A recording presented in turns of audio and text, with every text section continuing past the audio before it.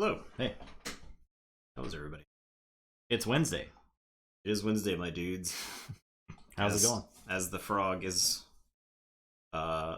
says on the internet circa 7 years ago. Yeah, that's an old meme, huh? That's an old meme. There's a Twitter account that it's called Ancient Memes, and it is a blast from the past every time you see one. Man. What used to pass for humor on the internet is The things we found funny are pretty cringe. yeah. I'm not gonna lie. Yeah. So Can be. It's best you don't worry about old memes. Amsterdam's is even more ancient. Yep. There's gonna be documentaries created in 20 years about the boomer memes of our time, and it's gonna be very embarrassing for us. Very embarrassing. All right, we got games. Cringe. It's gonna be called the cringy documentary. Yeah, it's just gonna be stuff that was on the internet in 2000, 2006.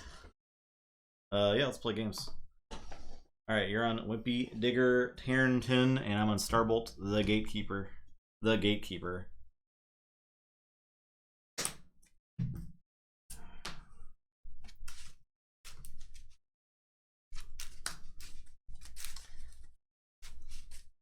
So all logos tonight? All logos All tonight. logos? Okay. Wimpy here, I'm not a fan of its chances tonight. We'll have to see.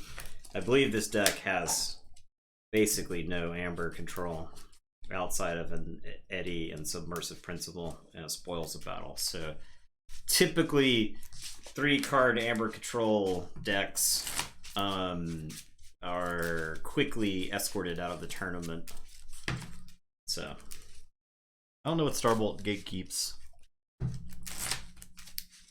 Hopefully it's Forging Keys.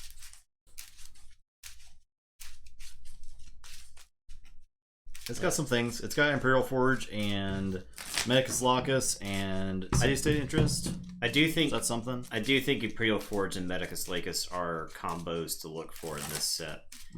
People seem to be fairly down on Saurian as of right now, and I didn't look at the SAS scores, but from the dialogue around the SAS scores currently seems to be that SAS is off the mark, which is to be expected for the first release for a set, right?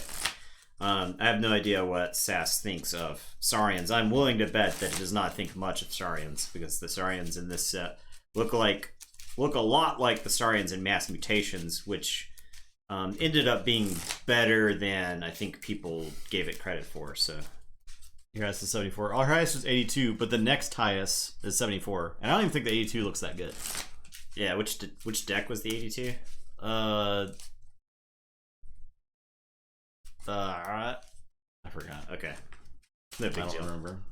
No Someone could tell us though that our collection is of course available on decks of Keyforge. Yeah, it's public knowledge. But it was Bookish Shriek. Okay, I don't know. Bookish Shriek.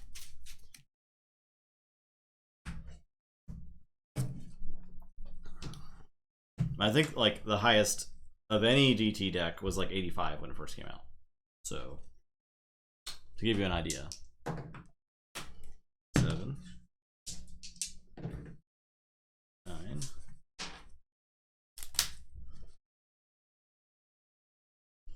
Highest is 73. Out of how many decks? Mulligan.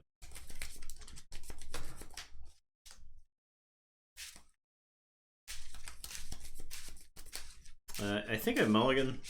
This deck literally has no way to interact with the tide other than chains. Ooh. I have now come to realize, and it has several cards that depend on the chains. Yeah, just play and discover what's good. Exactly. That's SAS is like just so far off the mark for Dark Tidings. It's not even funny. Yeah.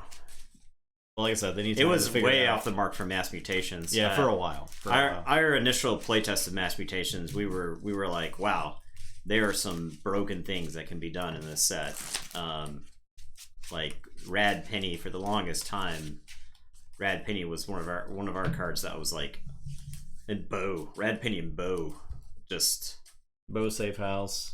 Like there were a lot of decks that cruised to round 2 of the Mass Mutation Tournament of Champions because of the Shadows in the set. And Shadows going into like early mass mutations, conventional wisdom was like shadows is garbage in this set, and it's like if you don't have a Rad Penny or bow, yeah, I could see why you might believe that, but bow, safe house, Rad Penny, Seeker Needle, it was just like now shadows in this set. It's not great. It's not great. It's not great. You got some. It's got some potential. You got some good stuff, but for the most part, it's not great. Yeah. All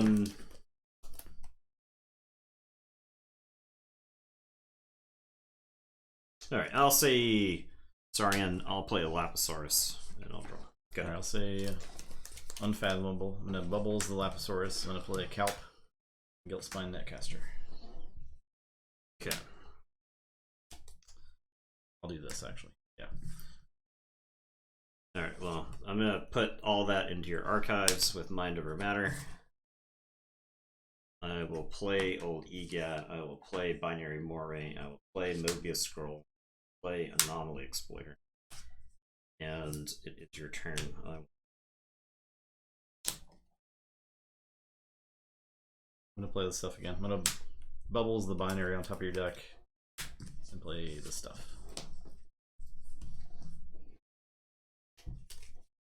Legacy Questor Jarda. That's pretty cool. Oh. Questor Jardis. So good. Alright. I am going to say Logos. I'm going to play Theory of Conjecture and I'll archive the top 2 cards. You don't get stopped from playing a card. I guess I knew the Binary Moray was there. I could have played the Binary Moray, right? Because I would have played an action, played I am going to Mobius Scroll.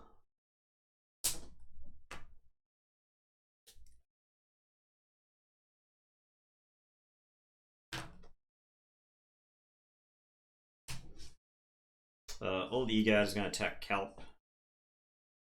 Oh, not exploit Calp. And it's your turn. Okay. First Whirlpool deck. Yeah, Whirlpool is a really interesting card, I think. Yeah. It's there've been a lot of crazy stories over the last couple of days about Whirlpools, like Pit Lords getting Whirlpooled and whatnot. I'm gonna play the Sorarium. I'm gonna play the first scroll, the capture, it doesn't matter. I have generated 0 play Medicus Locus, Consul Primus, Venator Altum. I'll discard Crushing Charge. Okay, my turn. Yeah. I am going to say Saurian. I'm going to play Altruist Rostrum. I'll play Lapisaurus. I'll play Paraguardian. And it's your turn. I'll draw 3.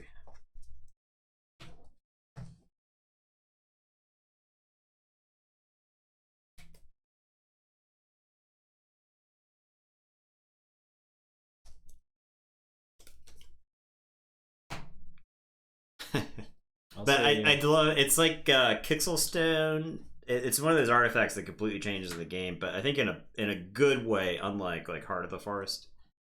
I'm gonna say Unfathomable. Play Brain Drain.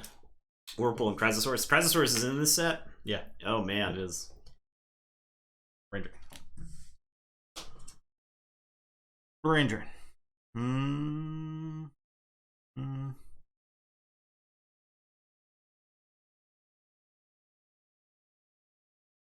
I'll put the Reap or so on top. Okay.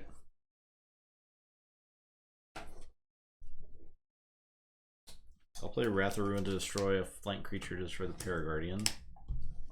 I'll play Gilt Spine Netcaster. I will Reap with Gilt Spine Netcaster and exhaust the Lapisaurus. And I'll Reap with Bubbles.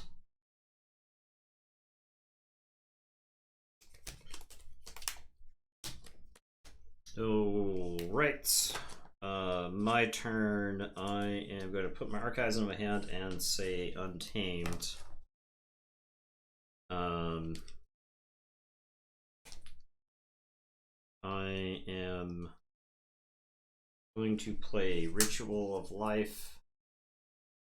I am going to play Lupo and kill Gilt Spine Netcaster.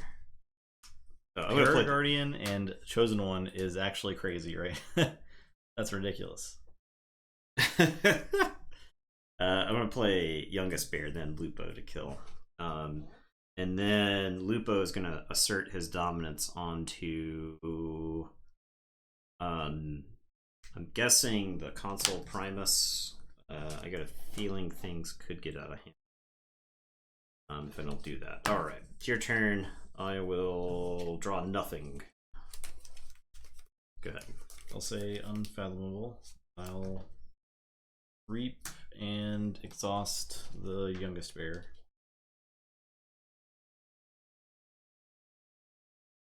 Play Recusals Chant to exhaust the Lupo. I'll play Portal Monger. And Bubbles. I'll just reap.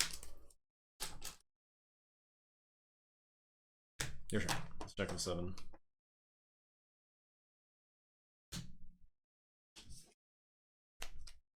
Alright. I am going to say Logos. I'm going to play Mobius Scroll.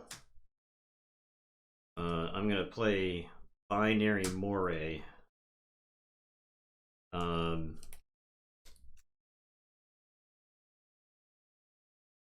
I am going to take 3 chains to raise the tide, which will ready the Binary Moray. I will play Science, and then I will play Submersive Principle. So I'll gain 1. I lose not anything. Old Egad is going to fight Medicus Lacus and die, but will ward Lapisaurus and the Binary Moray. I'll non-exploit Medicus Lacus. I will reap with Binary Moray, and I will archive a card. And it is your turn. I will drop a chain and draw 4. I'll say Logos. Play Science. I'll play Submersive Principle. So I gain 1 and lose 1, then you lose 1. Play Theory or Conjecture. Gain 1 and play the top card. City State Interest. And gain 1. And I'll capture an Amber. I'll play Professor Garwin and a Tall Mage Steelheart. 6. 1, 2, 3, 4, 5, 6. Yeah.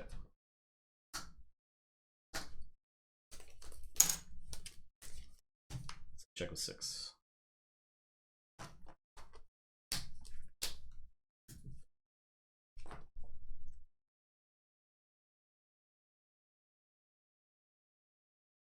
Okay, I am going to say Saurian. I am going to put my archives into my hand. I will Decadence the Young Bear. I'll exalt. So he couldn't reap right now. Oh crap, the thing is dead. JK, not the Youngest Bear.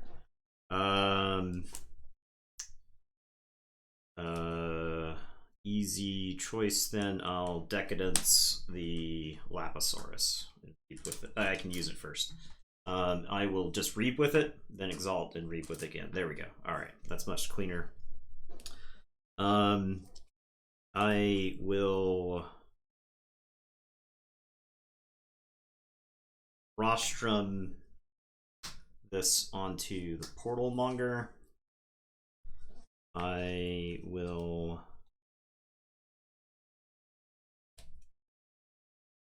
ostracize, lose 1. I'll purge Venator.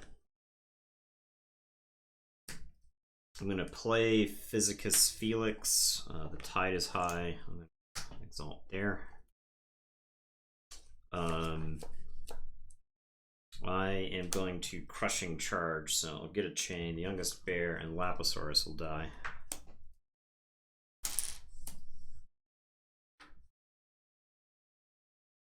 And then I am going to Spoils of Battle. Put 1 onto the Binary Moray. It's got to be the one that's hardest to get at this point. ward and the taunted creature in front of it. Okay, it's your turn. I will drop a chain and draw 4. Okay, I'll say Logos. I'll play Science. I'll play Mind Bullets. Alright, so 2 damage to everything.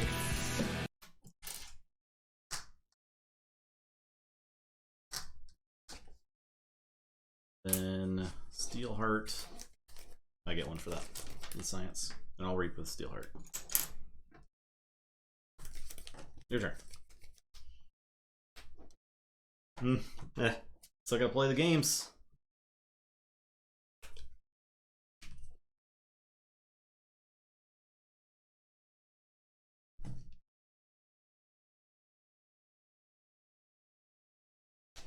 Alright, I am going to say Untamed. I am going to Mollymawk the tough choice. I'll get the Sarium, I guess. I'm going to play Ritual of Balance. I am going to Ritual of Life away the Mollymawk for a Youngest Bear. And then I'm going to Reap or Sow to ready and reap with Youngest Bear. That'll let me reap with the Binary Moray. Archive a card. And then Lupo will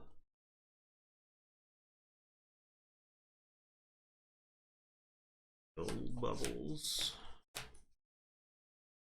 Capture. I think that's fine. I'll kill bubbles. I don't think I want to let you. I think it's like Worlds Collide. It's like the more of the board you control, the better off you are. Yeah. So, okay. It's your turn. I'll drop a chain and draw 4. Forge. Say check with 7. I will play Wipe Clear. Okay. Do you want everything? Ball Boy. Oh boy, what's 200 up? bits, thank you. How highly do you value a card draw / archive and Dark Tidings? I feel like it makes or breaks Dark Tiding deck. Well, it's as important as it is in every other set, which is to say extremely important and good. Very important. Highly, very highly. It's the reason why Logos is like the best house in every set, right? On average, it's the best house. It's because archiving is like fundamentally better than drawing cards. Typically. Play Imperial Forge and capture 1. I'm going to play Ostracize and capture 1. Then lose 1 and purge the Moray. I'll play Magistra Vita. There's a lot of combo pieces in this set. Absolutely, Andrew. Okay, your turn. He took an extra point of damage, right? He didn't heal anywhere, right? Oh, you're right. Yep. Okay.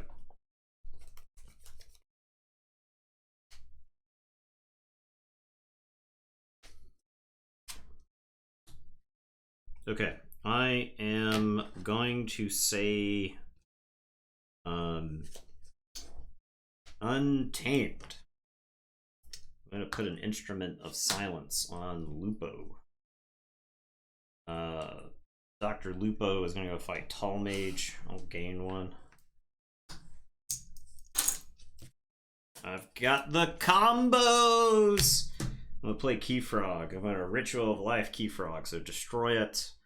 Oh, I have to. I don't do the fighting stuff first. I can just play the. I can reap with Youngest Bear first. I'll end up still having to capture 1. I may reap, so I won't reap with the other thing. Yeah. That's what I'll do. He had 3 on him. Okay, and then that's the 1 for the fight from that. So yeah, I'll play the Keyfrog. A Ritual of Life it to go get Mollymawk. So it dies. I forge the key. Then I play Mollymawk to blow up the first scroll. Then fight. Yeah, then fight. Alright. And your go. I'll drop a chain and draw 2.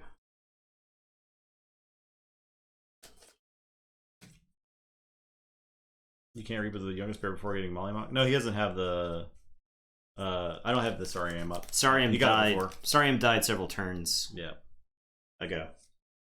It gone. Yeah, Mollymock has done some work this game. I'll say logos. I'll play Armadrone, and Eddie. An archive.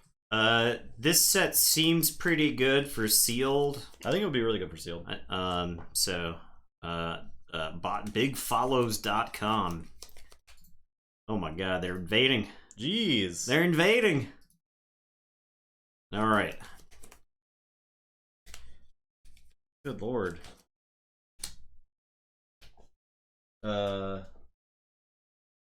After a player forges a key, each creature they control captures one from its own side. Yeah, you just did it in a different order, so you didn't have to do that. Yeah, I did it in a different order, so I don't have to worry about the yeah. You just forge the key. Order of operations in this set's insane. Yeah, it's insanely important. That was, I guess, one of my biggest complaints about mass mutations is it felt like order of operations didn't really matter, and it was just kind of like with the it was just you played the cards that you had, and the draw icon would just let you draw more stuff, right? So, Eddies and Armadrones. Okay, I am going to say he did destroy your Keyforge with the Untamed with the Ritual of Life. Yeah. Yeah, killed. So the order that things happen so first scroll's in play. I had 5 amber. I reap with the youngest bear. I elect not to use Lapisaurus. I'm at 6 amber. I play Keyfrog. I use Ritual of Life to destroy the Keyfrog to bring back Mollymock. I play Mollymock. I destroy the first scroll. I put Instrument Silence on Lupo. Lupo attacks Tall Mage, kills it. Then I have 4 amber. That's the sequence of events that happened that turn. Just to make it clear. Because I did a lot of like take backsies in the middle of that to try to find the optimal play. If I attack with Lupo first, I've got 4 amber, and then if I kill the Keyfrog, the first scroll would make it so that I would have to capture all that amber on my creatures, which is something I obviously don't want to do. So, right, exactly. Yeah, he didn't kill the first scroll. He forged the key while first scroll was still on the board, but he only had 6 amber. So. Yeah, so I can sequence it in such a way that I can keep my amber safe. Okay, I am going to say Untamed. I am going to play Flumph. Lupo is going to kill things until you force me to do something else. So Lupo is going to kill Eddie, and I'll gain 1. He's got double skirmish. Yeah, it's okay. I was going kind of fast in there, so I will reap with Youngest Bear, which is going to let me reap with Lapisaurus. Lapisaurus is one of those cards you like want to shit talk in this set, but yeah, he's great. It's just like it sucks to try to get rid of. Yeah. 4/2 has been a stat line that's always been kind of problematic to get rid of, and then it's like you don't even want to fight him, depending on like your deck. All right, Mollymock is going to fight an Armadrone to death. Now which one? The one that does not have the capture icon. Since you're fixing to reshuffle. I can't Ritual of Balance you. I could Ritual of Life. And kill what? To get the Keyfrog. I could kill Physicus Felix. So I'll Ritual of Life, destroy Physicus Felix, and get the Keyfrog. And I'll play Keyfrog. Okay. And it's your turn. I'll say check with 7 and draw 2. That way I can just keep my untamed creatures around. Say Unfathomable. Played Sign In, played Flamegill, Enforcer All Bubbles, Lupo on top of your deck. Can't play Guilt Spine. Capture 1.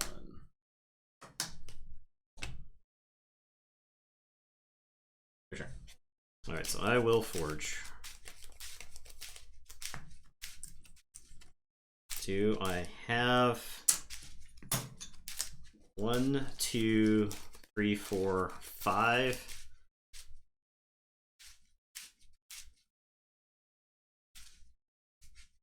Don't have enough to close out the game here.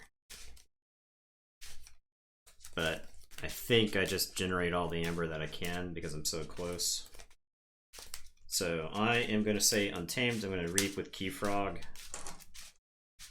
Yeah, I do agree this set is good for sealed, for sure. Reap with Youngest Bear, reap with Lapisaurus. Yes, that That question was posed before all the takes backsies part. I'll read with Molly Mock. Now the question is, do I take Flumph and kill some stuff?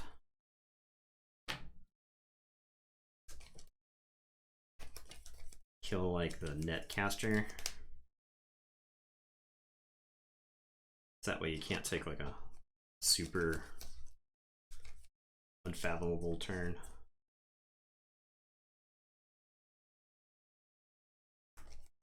Alright, I'll have Flumph kill the Guilt Spine Netcaster. And I'll put 2+1/+1 counters on Flumph. And it is your turn. I mean, I think all of the sets are pretty good for sealed. Coda probably being the one with the highest disparity level in decks. But there's depending on the decks you can open, you can get a pretty high disparity in decks in every set. I think AOA has probably got the narrowest ban, especially if all players know the set in and out. I think AOA is very good for sealed. But Worlds Collide is also pretty good for sealed, but the higher end Worlds Collide decks are absolutely savage. I'm gonna say Unfathomable. Play Bubbles. I'm gonna put the Youngest Bear on top. Yep. I will use Flame Gale to capture 3. I'm gonna Recusals Chant to exhaust the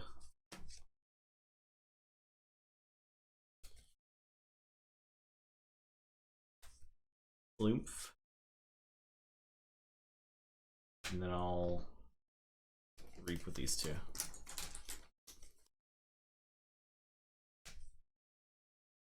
Sure.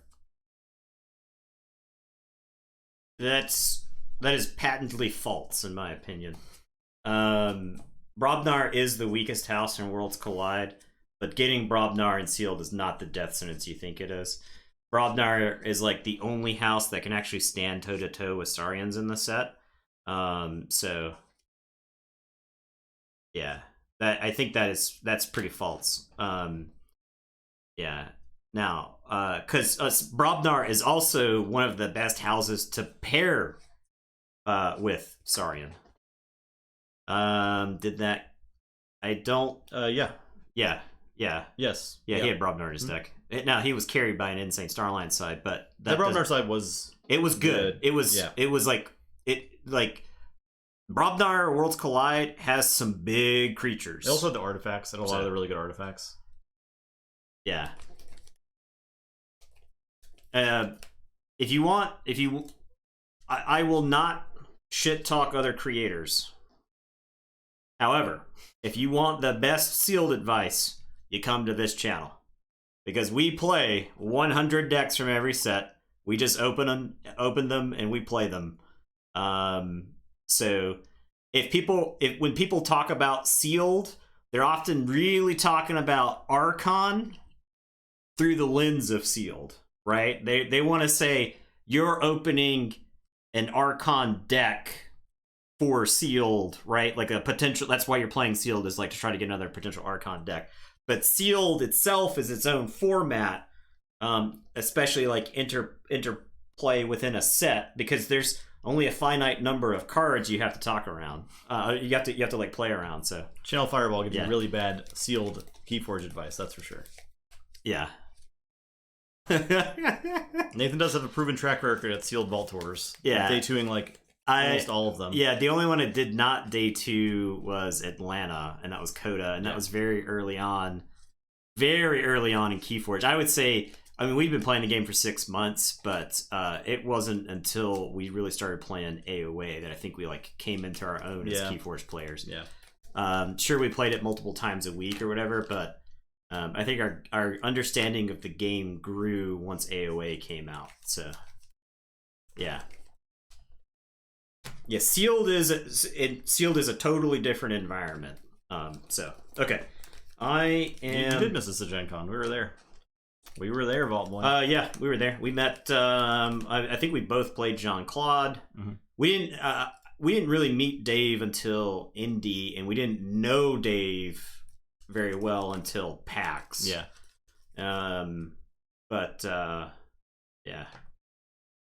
So okay. All right. I think this is still close to an untamed turn, if for no other reason than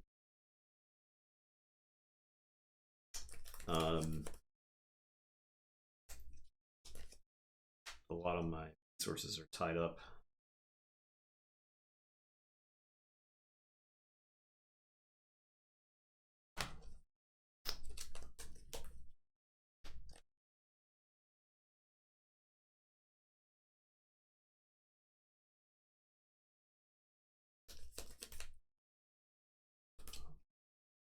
I like ritualing you here seems pretty good because that's just Ember you'll never see again.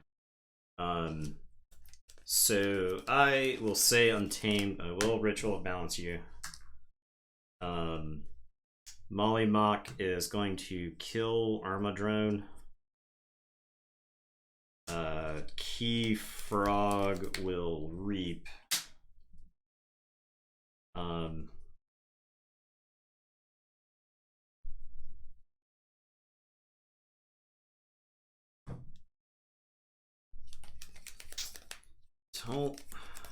Honestly don't think I ritual life here.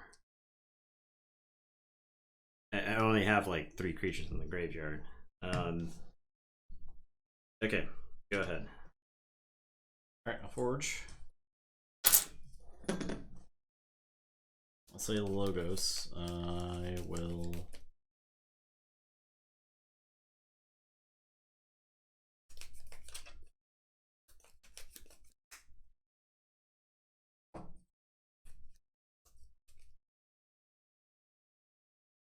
I'll Positron Bolt Flume. Okay.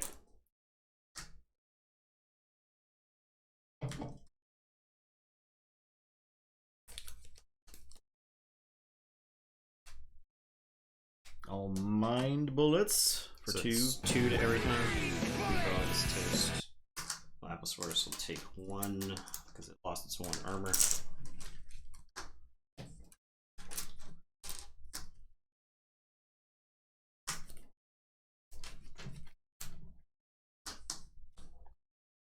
Do your conjecture to play the top card, or do I archive? I'm gonna archive here.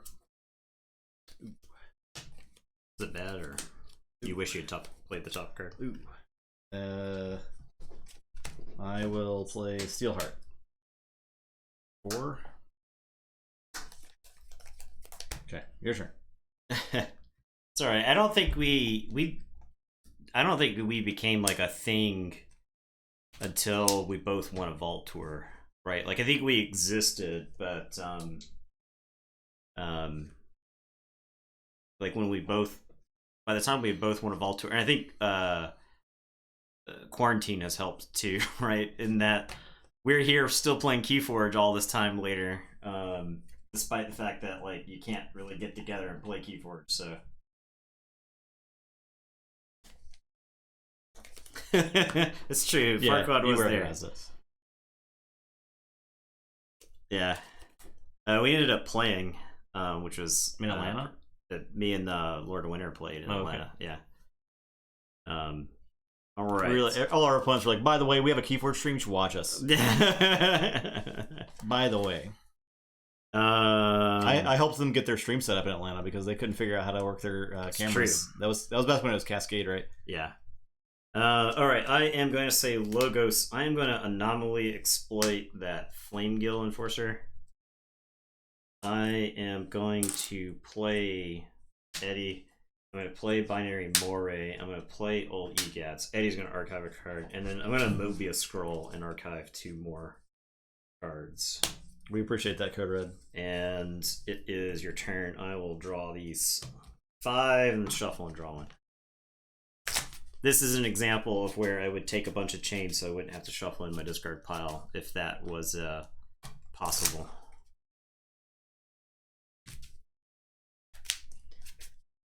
Because I could, if that rule existed, which we're pretending like it doesn't, because it doesn't quite make sense.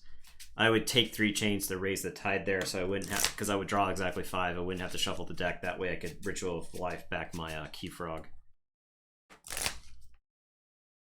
Turn it down on the artifacts? No. I refuse. And after reading the paragraphs again, I don't think that's how it actually is meant to be. I don't, and I think it's being misinterpreted. So I will.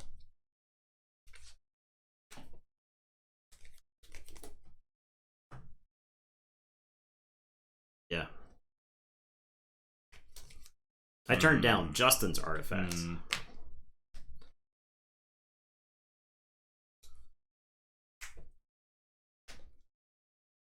And if we're talking about ancient memes, turned down for what? I'm gonna pick up the archive and say Saurian. I will play the first scroll and capture. I'll play Imperial Forge and capture. I can't quite get it off. Okay. Which is almost. I almost feel like it's conceding the game. Oh, really? I'm gonna humble to exhaust and dump these. I will play Consul Primus, play Medicus Locus. Well, you can't. You were gonna have to kill the Eddie. And I have to kill the Eddie, and I can't kill the Eddie cleanly. I couldn't kill the Eddie that turn without letting you win the game. So I will fight the Lapisaurus, which will give you 1. And that's my turn. Okay.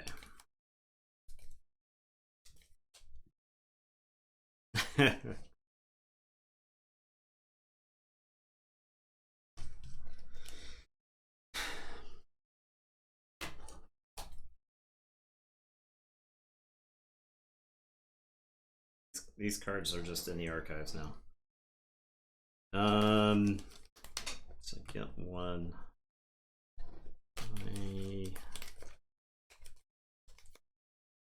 How do we look on the 70-inch TV, Canby? Is it good?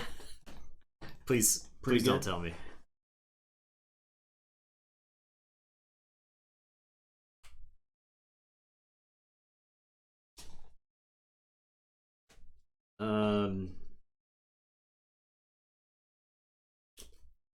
Excellent. It's just like we're right there in the room with you. Alright, I guess I say Logos here. I will Reap with the Binary Moray and archive a card.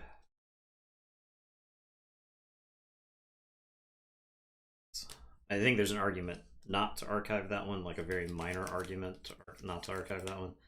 I will Reap with Eddie.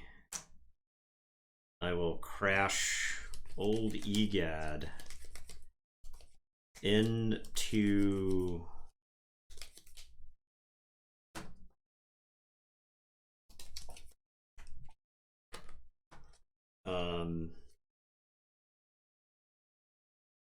do I just Reap? Yeah, I'll just Reap with Old Egad, and then I will not exploit Bubbles. Okay, it's your turn. I will say check with 8. That's the game. That is the game. Creature control. I think my artifacts won that game. Artifacts were Anomaly Exploiter killed like 5 creatures or something. So creature control. Well, and artifact control. I don't think I win that. I don't think I win that game if Mollymox. Well, I don't think I win the game without Saurian gone. Yep. Okay. Win B somehow. The best evil twin version of a card we possess. Destroy. Evil Twin One-Eyed Willow is really good. Which one's that? The one that fights to make you lose to? Yeah, that is really good. She comes with like she's like skirmish and elusive by default, right? Yeah. And then if the tide is high, sea urchins are good. Pardon me. But sea urchin's boring. It's good. Sea urchin is good, but it's boring. It's I mean that's the thing. It just says Steel 2 on it. Evil Twin Witch of Dawn is sweet. I don't think we have any of those. It destroys one of your own creatures, and if you do, you return a creature from the discard pile to play. Oh, so it's Exhume. Yeah, but you have to destroy one of your own creatures first. Yeah. You might even get to Ready and Reap with it or something. Yeah, you're ready and use it? Yeah, that's so stupid. Yeah. I am on Vault Warrior.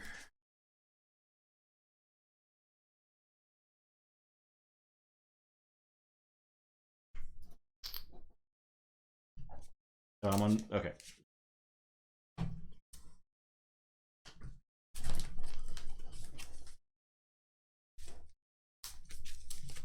A lot of 2-ofs in this here, sorry. Evil Twin Calp is interesting. 7 power, which is pretty big. And it's like a pseudo... We're not getting any Calps, though. It's like a pseudo... rock curling giant, right? It's like letting you discard cards and do a bunch of damage, so... Yeah, slightly more balanced.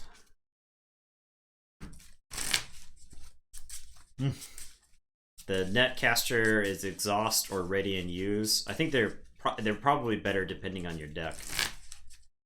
There are a number of like non-Aquans in Unfathomable. I don't know if the Evil Twins ones are any good, but Royal Purple. Yeah, we'll take a look at that deck.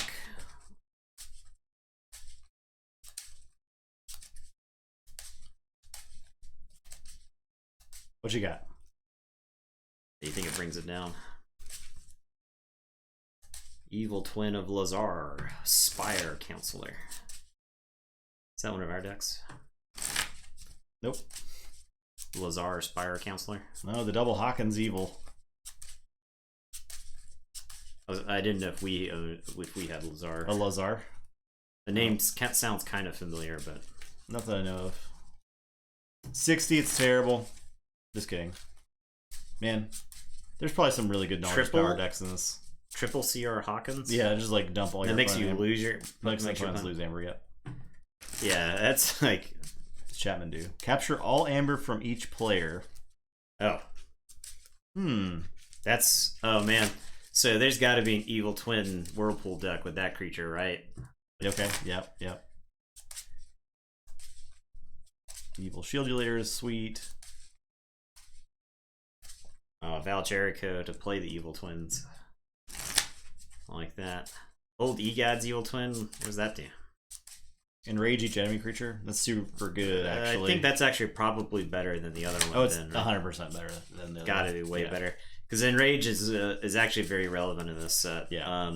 Because the creatures... I would say, on average, the creature's abilities are very, very good because... Evil Tall Mage is great. Does damage equal to the number of cards you played? Yeah. That's really good, yeah. Orb of Wonder. Sargasso Evil Twin. Okay. Larry the Lake is just like, it has a pile of armor by itself, right? After a player raises the tide, oh, wow. It captures 2. Whoa, wow. Okay. That's really good. That is good. Huh. Unity or discard with Hawkins. Yeah, I could see that being all these Evil Twins are much... at least better than... I mean, at least as good. Because I think Hawkins can be arguably better. Yeah. In like a lot of situations. And you got an Orb of Wonder, which is really good. Yeah. So... Yeah. 2 Cans. I don't know if you have, like... you got enough Final Analysis. So. 2 Final Analysis, yep. Yeah. This deck looks really cool. It's so hard to really judge Dark Tidings decks right now. It's not super easy to. I do like seeing board wipes. I do like seeing Amber Control, and I do like seeing good creatures. So that deck has those combinations of cards. I think those are like necessary things you have to have a good Dark Tidings deck, at least against that set itself. Yeah, it's easy. It's easy. You just look at the number. It's so easy.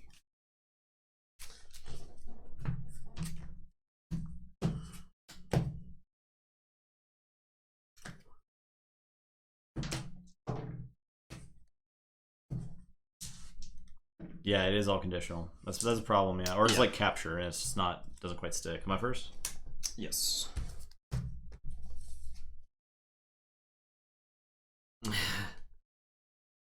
Hobnobber is gross. Oh my god. Fall Boy extended their tier 1 subscription through August. Oh wow. Wow, I didn't even get to do that. But thank you. Appreciate that, Fall Boy. Yeah, thank you. Wow, that's so many more months. That's like 3 more months. Awesome.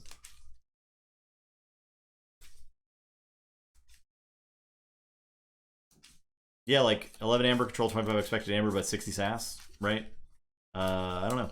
Seems weird. Seems weird. Cool. Well, I hope you enjoyed the YouTube video. I'm sorry we won't be able to it's not yell at us anymore. Yeah, interact with us. So I mean, consume it however you consume it. So yep. We appreciate you. Appreciate the support, the direct support in this case. So I'll play Gladiodontus. Okay. I am going to say Logos. I'm going to play Isotropic Core. Core. I'll put a static charge on this Gladiodontus.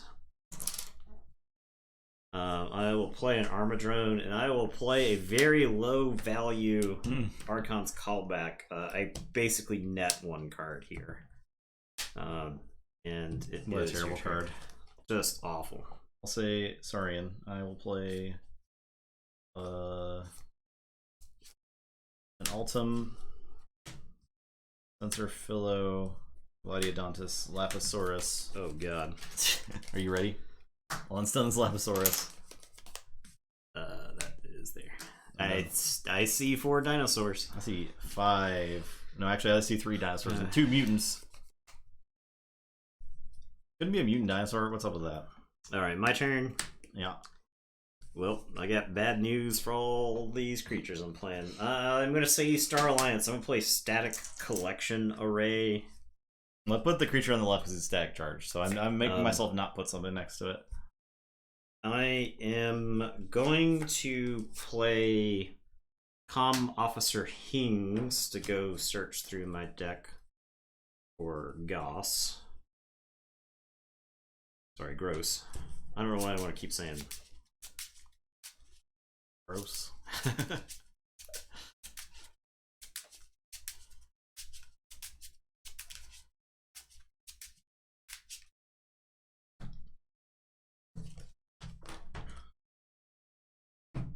I'll play gross. I will then play Biome Discovery to look at the top 2. Oh, there is the tide, right? Oh, you already had the tide. I already have the tide from the. I have the tide from this Amber Vac I played. Okay. Which I guess I'll put on. Okay. Then I'll play Biome Discovery. For some reason I thought I had the tide. It was just we didn't reset it after the last game. Anyway, so Biome Discovery. I'll look at the top 2. I will pitch a Gung. Okay, your turn. I'll draw 3. Say Saurian. I will play. I was hoping he wouldn't say that. I will play Faust, Consul Primus. God. Unstun Gladiodontus. Reap with Gladiodontus. Ready, Enrage Gladiodontus. Fight.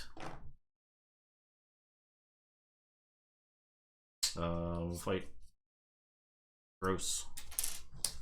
We'll fight Armadrone. I'll fight Ings. I'll reap. Your turn. Oh, all my creatures had hazardous 1.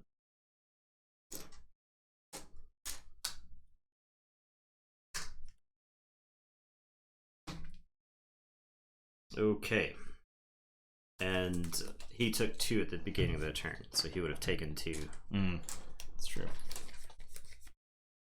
I'll fight with the Philo instead then, because I would have had to exalt him. Okay, and you reap with him. Yeah. All right. Yeah. Yeah. For now. All right, I am going to say Sanctum. I'll play Gormavam. I'll play Badge Magus. I was going to deploy it between the Hings and the Gross, but well, I will play Shifting Battle Line. Badge Magus will capture. And then I will Radiant Truth, which is not relevant here, so stun everything in the middle. Okay. And it is your turn. I will say check. I will draw 4.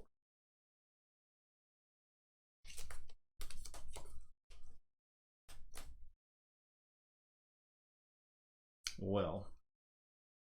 No, McKee's only cost 5 because of the static collection array. I'm gonna say Sanctum. No, if I just take. Yeah, I'll say Sanctum. I will. Yeah, I mean, there's a decent number of board wipes in this set. Most of them are conditional, though. Take 3 chains. So I'm gonna play Strange Ordination. Okay. I will play Staunch Knight. I will Shifting Battlefield. The course captures 1. Bring low. Oh, I could have bring low first. Capture 1 more. Just capture it there. Actually, I'll capture it here. And your turn. All right, I am going to say Logos. We will pay 3 chains each for the rest of the game because I am playing Mecha Buoy. God. And I'm playing Submersive Principle. And I'm playing another Static Charge. And I'm playing an old Yigad. It's your turn. I'll drop chain and draw 3. Okay, I'll say Saurian. The Static Charge begins to damage.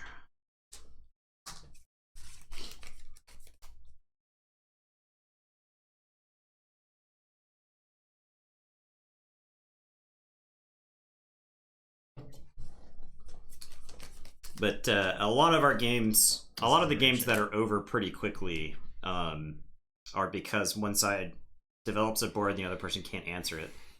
So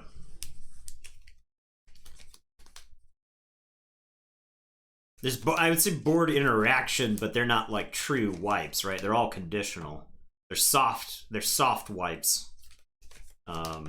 So I will unstun. I'm gonna reap with Council Primus. I'm gonna move this here. I'm gonna unstun, unstun, unstun, unstun.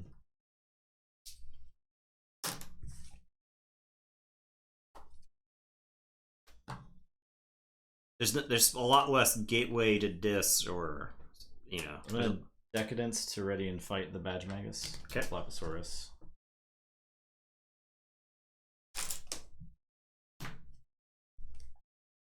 I will reap with Gladiodontus. They'll get mad and ready, and then fight Old Dad. Okay, I'm just gonna take 2. And you would be not forging because you're 2 plus 1. You're gaining 1. You would forge. My keys would. They cost. My keys are 6, 7, 8, 7. Yeah. Okay, so I will be done. Okay. So I'll gain 1 for the Mecha Buoy. The Mecha Buoy. And I will lose these fucking Saurians. I'm gonna say Sanctum. I'll play Hadros Wall. I'll play Staunch Knight. It's your turn. I'll drop a chain and draw 2. Oh, come, what the?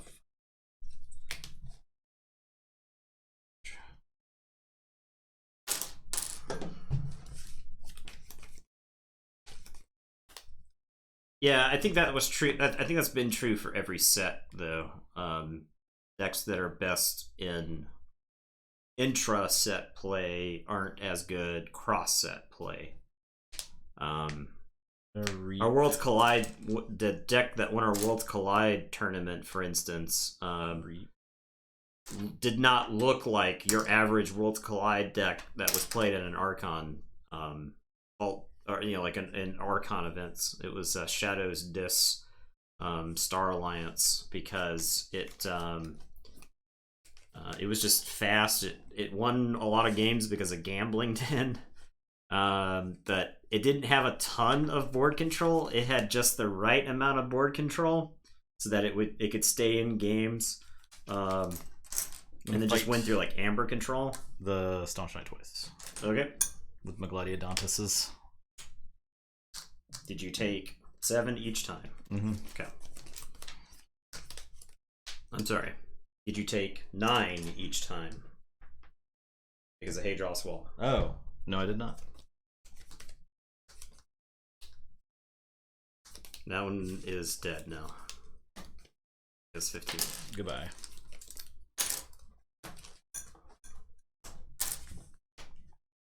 Then Reap with Faust and Reap with Primus.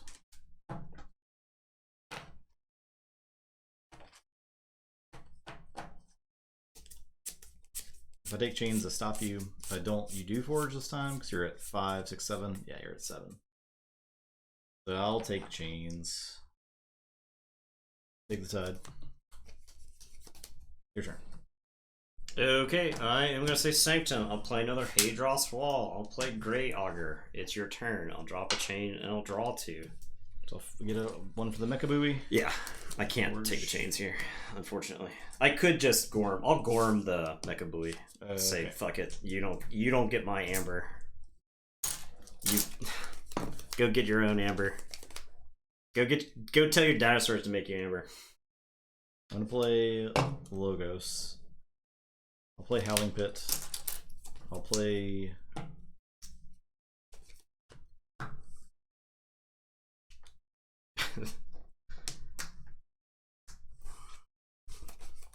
Old Egad, Hide, and Information Exchange, which has Capture on it. Jeez. And steal 1. Your turn. Okay, I am going to say, I'm gonna say Star Alliance. I'm gonna play Kirker. I'm gonna play Diplomat, a Gung. And I'm going to make Grey Augur a Star Alliance creature who is going to kill, I guess, Faust. I will play Kincan. And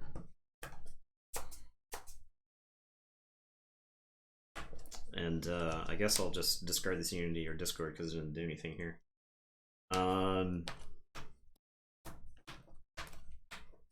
Okay. Your turn. I'll draw 5. 6. Sorry, 6. Play Vellum. I'm gonna Reap with Hide. I got draw ordered to this game. Draw 2. I feel like if I had Hadros Wall earlier, I wouldn't have gotten pushed off the board as easily, or at least I could have like traded.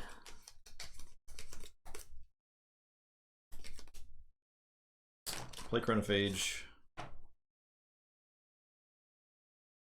Play Phase Shift, Cleansing Wave. 2, okay. 3.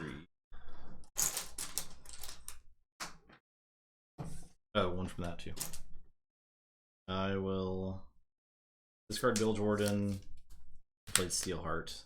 That's 1, 2, 3. Oh, I'm sorry. 1, 2, 3, 4, 5, 5.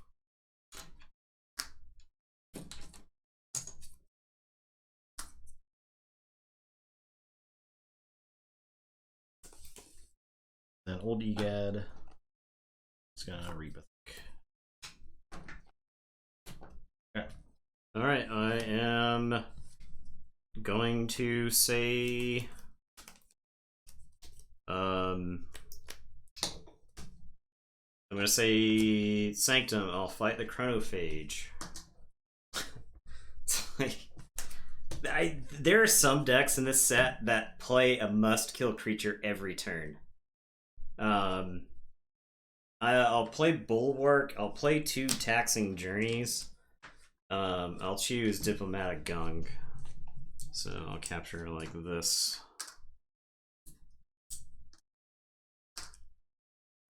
And it's your turn. I will draw these 3.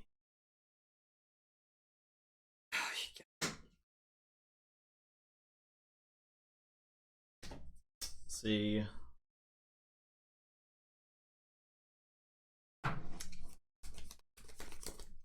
Saurian. Sensor Philo is going to fight the Kirkar. I'm guessing the Hazardous doesn't actually do any damage. I would assume that's right? Before this creature is attacked, deal 3 damage to the attacking enemy. Assuming it's dealing the damage. Sensor Philo cannot be dealt damage by creatures with amber on them. Is Hazardous... Is the source of Hazardous the rules, or is the source of Hazardous the creature? Does anybody know in chat? Intuitively, I would think the creature is the source. However, the rules being the source doesn't really make sense. Yeah. I'm gonna reap with Consul Primus. I could see an argument in which the rules. And move this. I think we did this with Ardent Hero. I think you're right. There. Okay. Yeah, I think you're right. Yeah. I will... this is not enraged anymore. I will... Reap. Ready, and then get mad. Creature is the source. A Gung. Okay. I have lost. Okay. Just some stuff. Just play some creatures. Yep. I drew a grand melee, but that would not have helped me at any point in the game. Because as it turns out, just play around it. If every board wipe is conditional, you can just play around every board wipe. Right. So I needed like bigger. If I had the Hadros walls earlier, I would have been a lot better shape. But without those, I don't think I can win the game. Not if you. How many Saurian creatures are in that deck? Because you drew like 7 Saurians in like the first 10 cards, but it ended up which can happen, right? Like 8, 9 Saurian. Okay, yeah. So the deck's heavy on Saurian creatures. Yep. So so it's not like if you do draw a bunch of Saurians early in the game, it's going to be mostly creatures.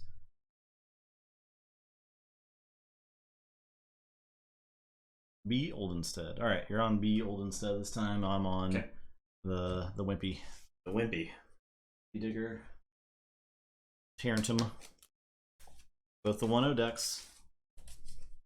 In a shocking turn of events. Yeah. I would have thought like Unfathomable Star Alliance would have done better, but it's I mean this Star Alliance doesn't have any of the board wipes. That's the thing. So I think it's like there's a world of difference between the Star Alliance decks that have one or the other, or both of the board wipes. Both is real good. One or the other, you're in good shape. But if you've got both, then you decide what lives and what dies.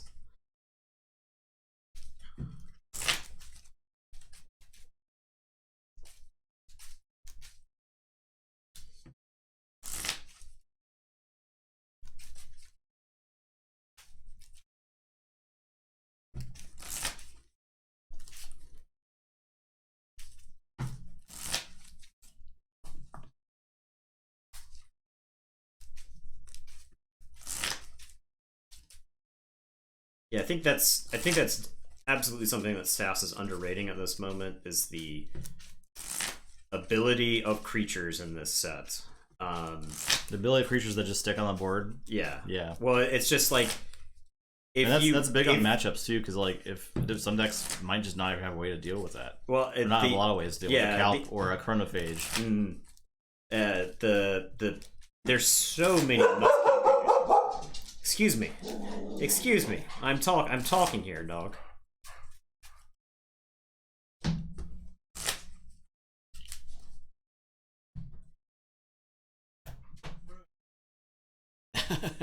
Sorry. Okay. 6, 6, 8,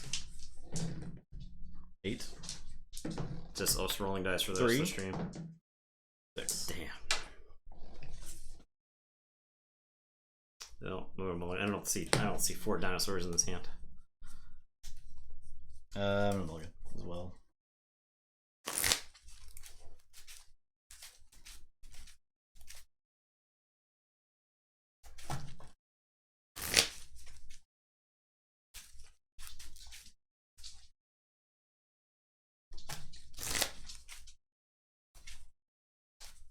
He said it's okay. Are we safe?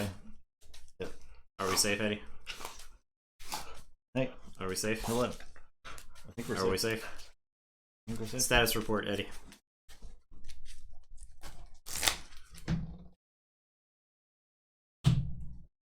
Same sleeves? Yeah. Oh no.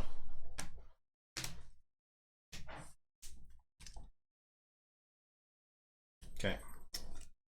I will play an Onyx player. Okay, I'll say sorry, and I'll play Venator, Altum, and Gladiodontus. 2 Gladiodontus does, in fact, do some work. Yeah. I'm gonna say Untamed. Play Youngest Bear. I'll play Flumph. I'll start down and have Flumph fight Venator and get some power counters. So I'll put them on. Your turn. Okay, I am going to say Saurians. I'm going to play Faust. I'll unstun Gladiodontus. I am going to Decadence Gladiodontus to have it fight Youngest Bear. And then it's going to get mad and it's going to fight Flumph. And then Altum's going to reap. And it is your turn. I will draw 2. I'll say Saurian. Play Pterodactyl. Play Physicus Felix and Paraguardian. Your turn.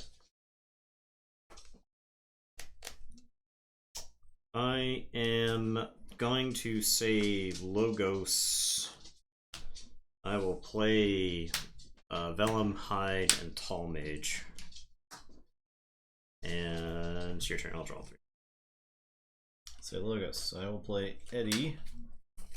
Archive. Oldigad. Moray. Exploit the Gladiodontus. Your turn. Active, Vellum, and Hide.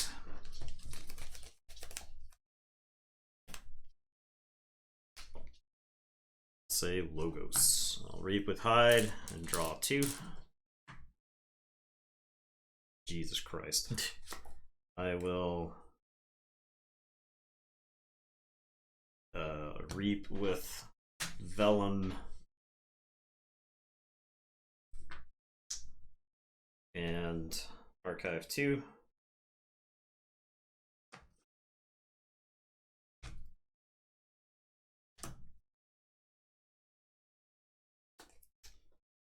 I am going to play Bilge Warden, raise the tide.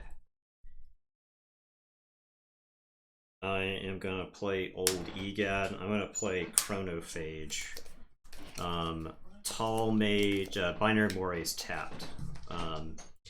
Tall Mage will kill Eddie. And it is your turn. I will draw 3. Well, I like hit the Chronophage off the hide. I was like, draw 2. It was like Chronophage. I was like, good God. yeah. It was Chronophage Bilge Warden. I was like, that's nuts. I'll say Saurian. I'll pick up the archive. I will Crushing Charge. Okay. It's Faust. Hide and Vellum go to the archives. Do they?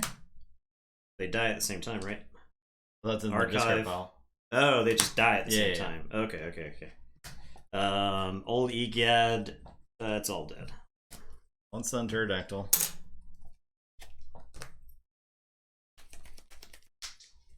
stupid. That's just... I will Decadence to fight the Talmage. Okay.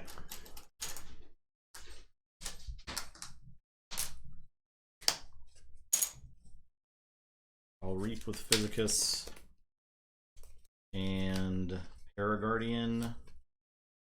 The Pterodactyl has 6 on it, right? Oh, I put power counters instead of damage. Well, it has to already be in the... That's just, like, that's dumb.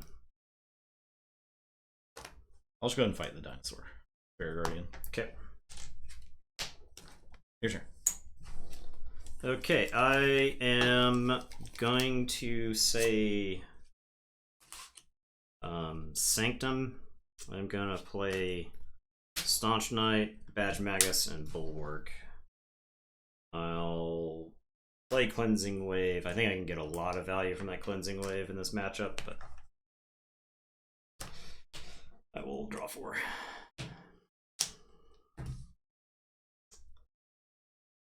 I'll say Saurian. I'll fight the Badge Magus.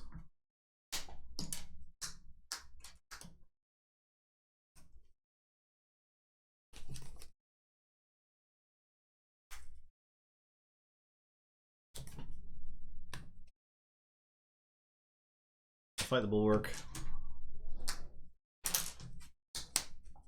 Paraguardian. We'll fight Staunch Knight. So I think that deck won because I had a lot of creatures out. I want to have a lot of creatures out again. Better? Yeah. I am going to say Saurian. I'm going to play Gladiodontus. I'll play Censor Philo. I'll play Consul Primus. He's playing dinosaurs. I'm going to Decadence the Censor Philo to kill the Pterodactyl. And it is your turn. I will draw 4. Say Untamed. I would have kept using my board, but you killed it. Yep. I'll play Youngest Bear, Old Patty. I'll discard Mollymawk. Put Instrument of Silence on something that's gonna die. Prob. I'll just put it on Physicus. What? My cursor was in the way. The cursor was hovering over the ban Art Boy button, but well, it's got to be done at some point. Your turn. All right, I am going to say Saurian. I'm going to play Censor Philo. I'm going to unstun the Gladiodontus. I am going to Reap with Consul Primus. I am going to move this onto, I'm guessing, Paraguardian. Yeah, I gotta get rid of Paraguardian before I can't ever kill anything again. So Censor Philo will fight Paraguardian. I will play Faust. I will exalt Gladiodontus. And it's your turn. I'll draw 2. Whatever. There was no reason to ban you. It was just the mouse was just hovering over the ban button. I'm gonna say Logos. I'll play a Binary Moray. I'm gonna take 3 chains to raise the tide. Do you want to use that one first? I do want to use it to fight Gladiodontus. Okay. I'll raise the tide. I will Submissive Principle. I'll exploit the Gladiodontus. I will play Old Egad. Then I think I fight Faust with one of these guys. Then Reap with the other guy. And archive a card. Your turn.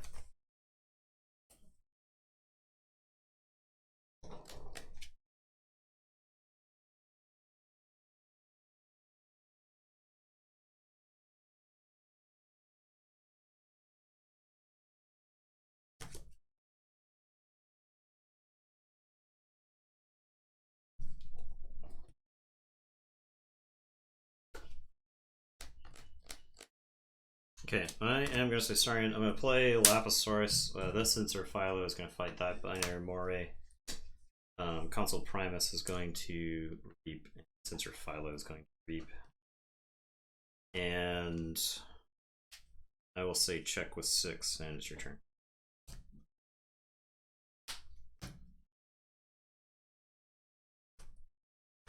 I will say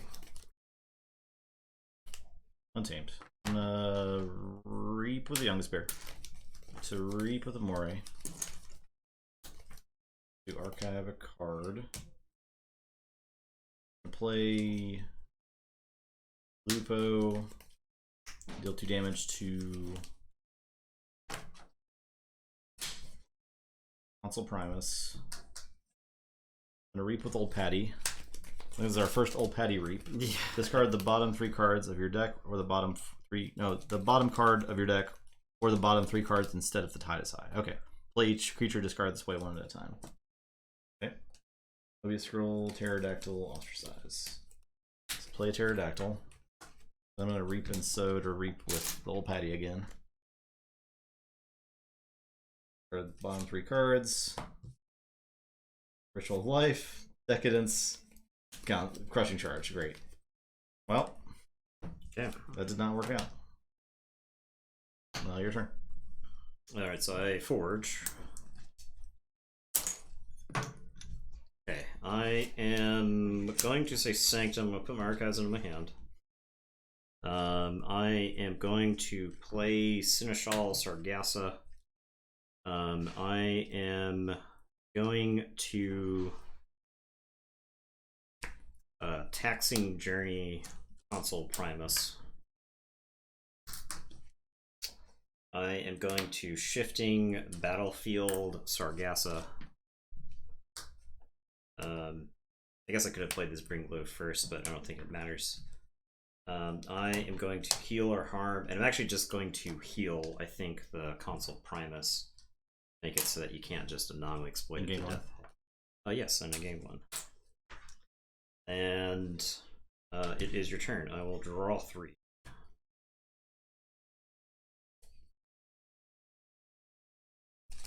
Well.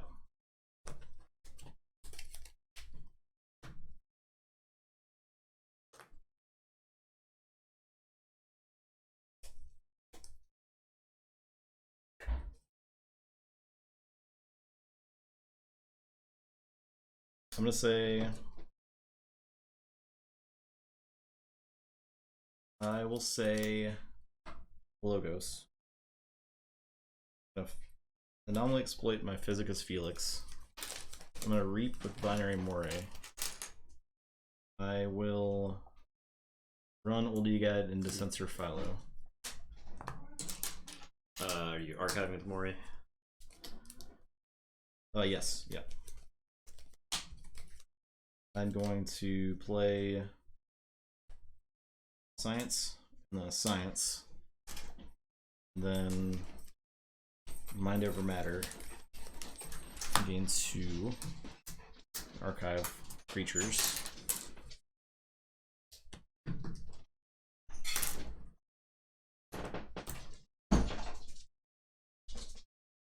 And then I will play Theory or Conjecture. Again 2, and I'll play the top card, the Keyforge. Okay, your turn. Okay, I am going to say Logos. I'll play Howling Pit, play a Knob Exploiter, I'll play Old Egad, and I will Information Exchange. So I will capture 2 and then steal 1. I'm sorry, would you like buy, Edward? Edward, would you like buy? Can I assist you out from under the table? It's your turn. I'll say check with 6. I will draw these 4 and then shuffle and draw 1. Draw 4 more. Okay. That's gone. The Forge. I will. Stolen Ember from the Consul play. Did I? What? I took one of the. Oh. JK. So that was stolen. How dare you? I'll say. I draw one more because of the Howling Pit. I'll say Untamed.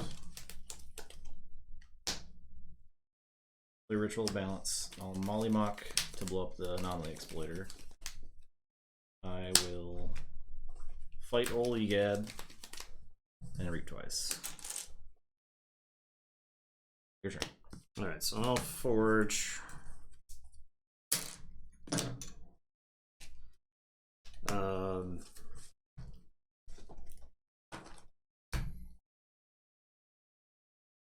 Now or later?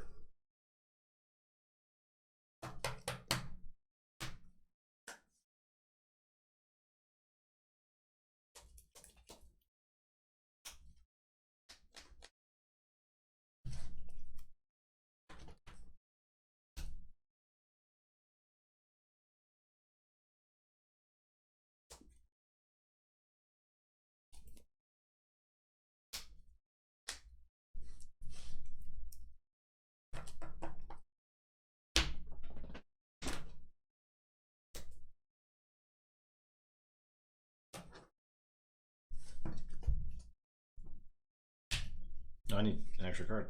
Yeah. I think it's later. I want it to be now, but I think it has to be later. I'm gonna say Sanctum. I'll play the Illuminator. I'll play Bulwark. I will take 3 chains to raise the tide. I will play Strange Ordination. I am going to have Bulwark fight Defrog to keep it so that you don't have an avenue to win on the following turn. It's your turn. I'll drop a chain and draw 3.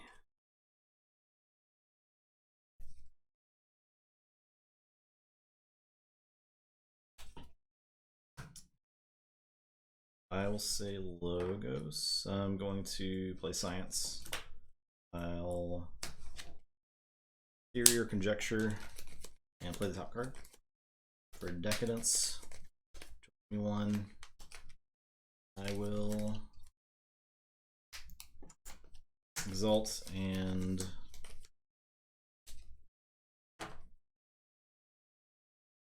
Reap.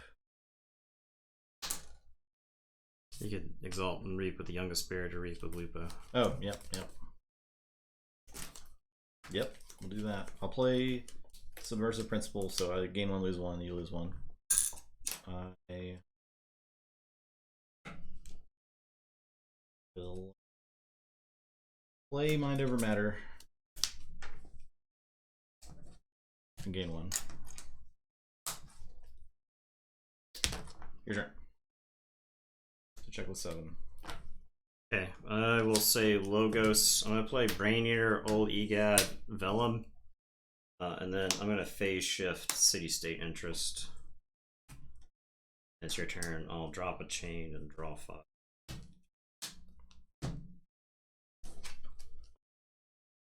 I will say Sarian. I'm going to Crushing Charge. Play Paraguardian.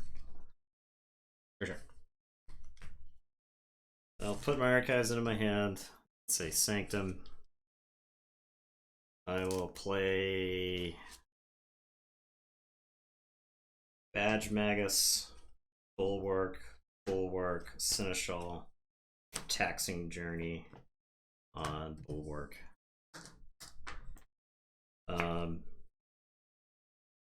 And drop a chain. It's your turn.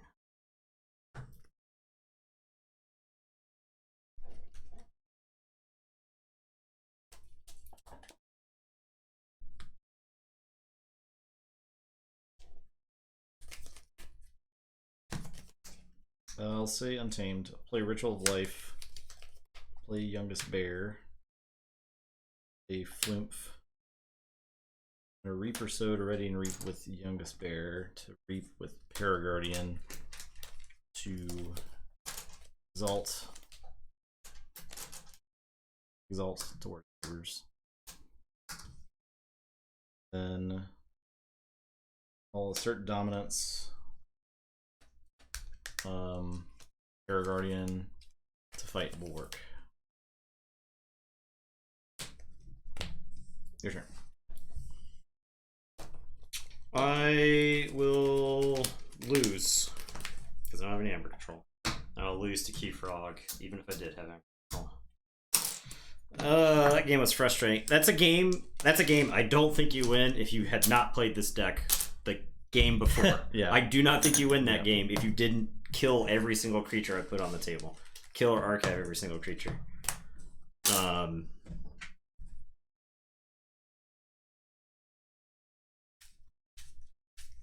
I also, coincidentally, I think this is the type of deck that loses its whole ass to Unfathomable in this set. Oh yeah, for where sure. you have to play slow creatures. It's just getting crapped on. You have to like untap. Think of it like a Maelstrom against that deck. Oh god. Yeah. Think of if those Mind Over Matters were Maelstroms. Right.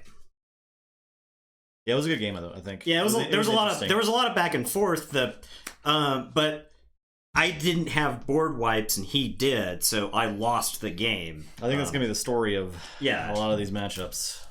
I am on this one, I guess. You're on Gatekeeper. Starbolt, the Gatekeeper. Yeah. I had it was like 3 turns in a row where I played some stuff and Justin killed everything I had on the table.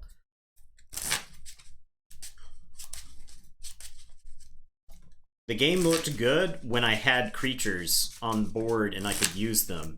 But then it fell apart there in the middle and I kept having to take the same turn in a row, which is deeply frustrating to me in Keyforge, right?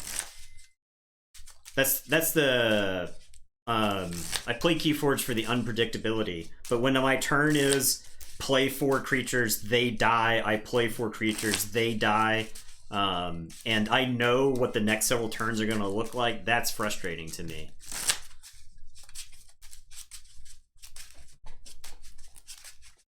I archived my Sanctum actions early in the game because I was like, I will need to time these Sanctum actions at the right moment,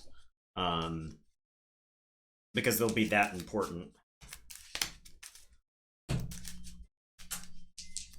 What's that? The oven being done. Done? Yeah. It's setting fire to the house? Yeah, it's going to set fire to the house. That's why it's yelling. Did I win that roll? Yes. Okay. Okay, I gotta yell at Ryan. Ryan, your oven is done. Oven is ready. Are you alive? He's dead. That man is dead. That man is dead. Okay. Is this hand keepable? I'm going first.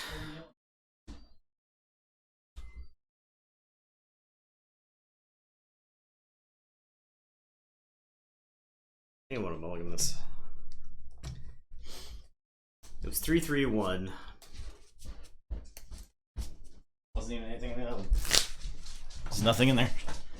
It was preheating. Yeah, but it was just warming it up.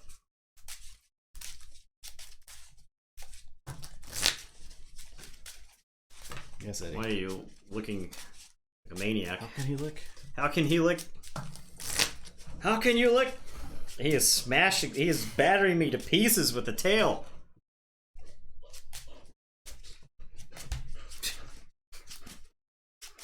You can't quite see him. Let's see if I can get a... I can't quite see him. But he's right there. Okay. Okay, let me see. This time. He just smashes his... He's no sense of personal space, this dog. You want to roll? I did. Okay. I have mulligan. I guess I'll start by playing Venator Alton. Okay, I'll say Sanctum. I'll play a Wall, a Gorm, and a Grey Augur.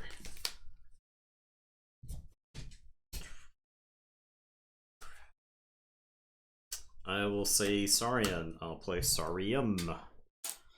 I will reap with Venator Altum. I will pay Medicus Lacus. I'm going to ostracize and purge the Grey Augur. And I'll play this Imperial Forge.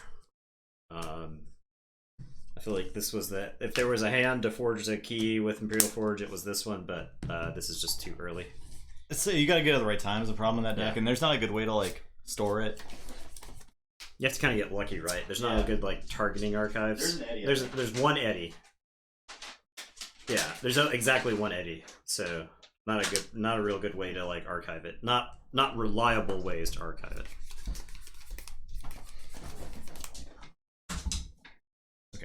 Okay. There you go. All right. I'll say it's the logos. I'll play a Static Charge. I will play Phase Shift Staunch Knight. Your turn. Okay, I am going to say I'm going to say Unfathomable. I'm going to Bubbles the Staunch Knight. I'll play Portal Monger, and I will Brain Drain. Actually, I think I should Brain Drain before I Bubbles. I'm going to put... It doesn't matter in this situation. I think I put Kings on top of your deck. I think that basically prices you into a Sanctum turn. And it is your turn. I will draw 3. Play Sanctum. Play Badge Magus. Play Taxi Journey and Shifting Battlefield. Capture 2. Your turn.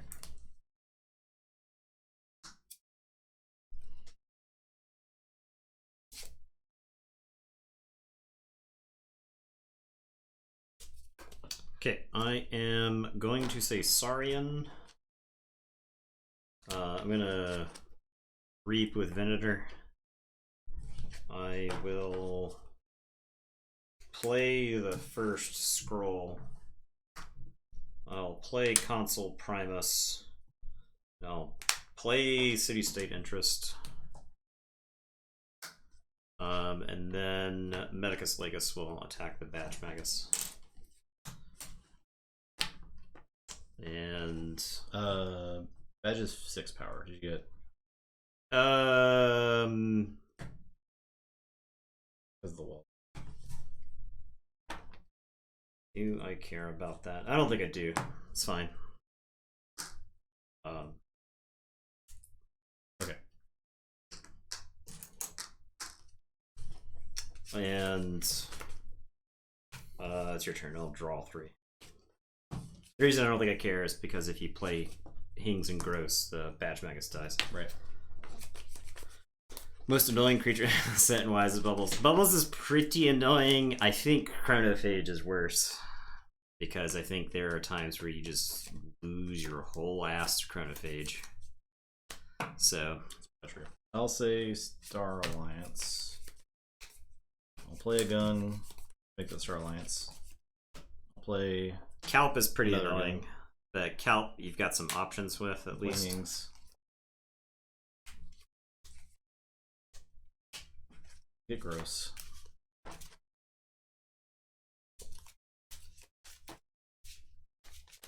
I guess I could play Hings. Get Gross. Get the guns. Yeah, I'll do that. Calp's pretty annoying. Turn 1 because of Calp. Yeah.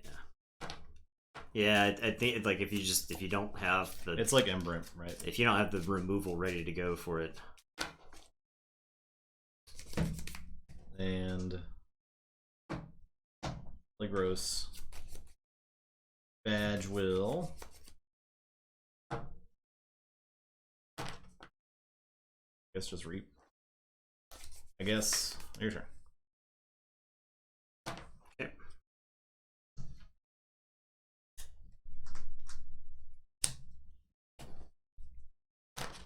First things goes on the left. They're pointing at each other, right?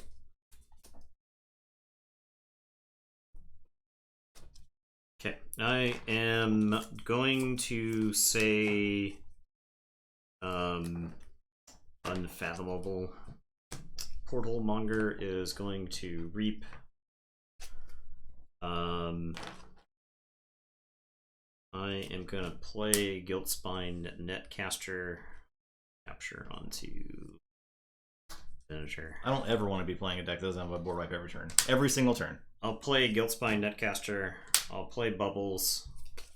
I will put Hings on top of your deck. Hings is the one that draws, right? Yeah.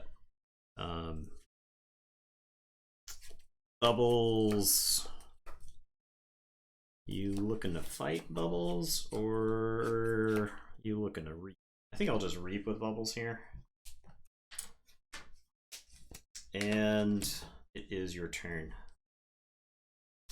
I think if I played one round of a Seal tournament, I'd have a pretty good idea whether or not I should even bother to play the rest of the day. Yeah, I know exactly what you're saying. Yeah. I'll say Sanctum. Play Bulwark. I'll play Staunch Knight. I will reap. Done.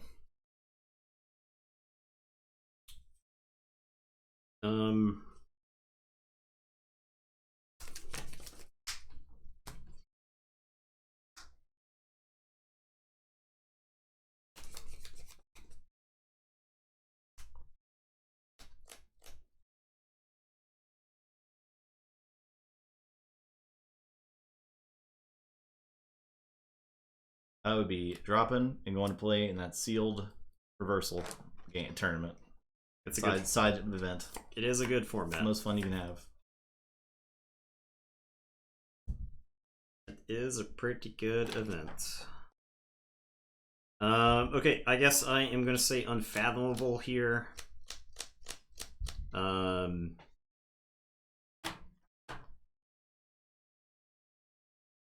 Netcaster, I'll fight a Gung since they ain't reaping. I will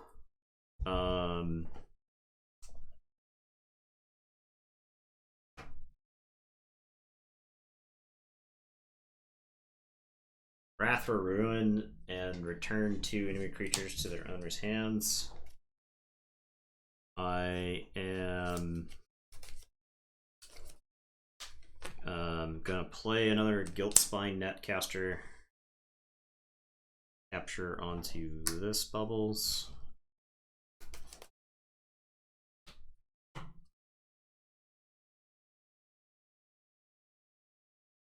I'll reap with this Bubbles. I'll reap with Portal Monger. And I will tell you to go ahead. I don't think I want to use these other creatures.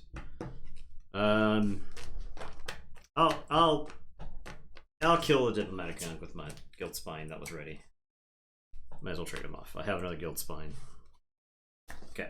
I'll check with 6 and I'll draw 2.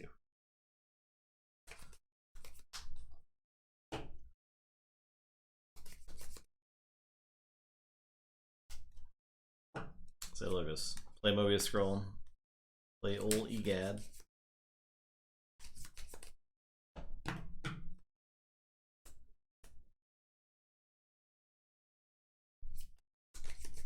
I'll Submersive Principle if make you lose 1. I don't think 3 chains is worth losing 3 amber. When I don't draw any cards, especially.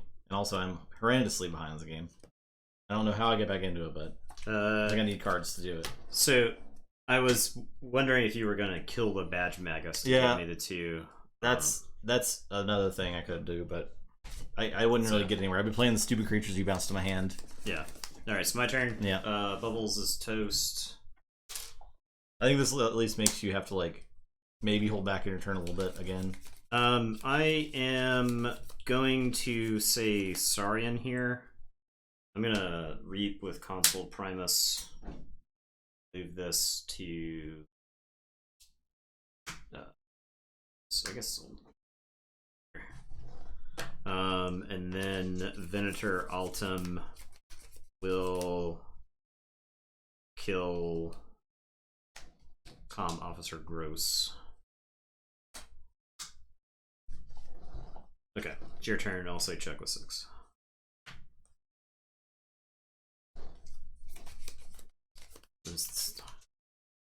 Are you filled with dog energy? It's filled with dog vim and dog vigor. I'll say Sanctum. I will fight the Portal Monger. I know it is the Tide, right? No, yeah, no, ain't nobody got it. I had not reset the Tide from 100 years ago. Yeah, this Tide has not been touched this game. I'll play Bulwark and Staunch Knight. And I'm done. Okay, so I will forge.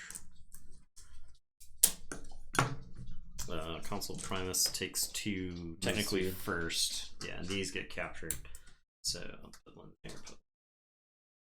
Alright, I am going to say Logos. I am going to Science. A Positron Bolt.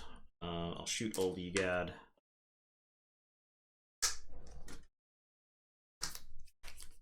And I get 1 for the Science.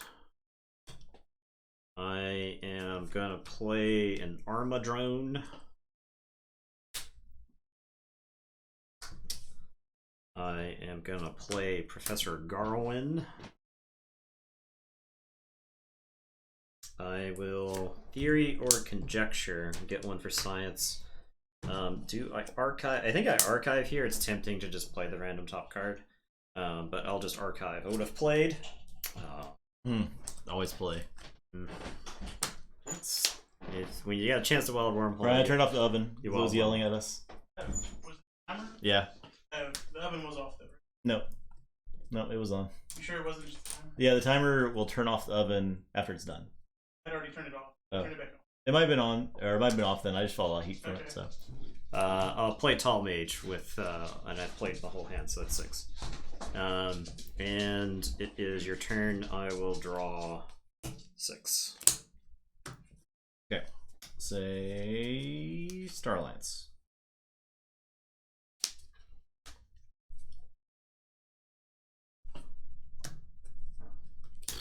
Play Can.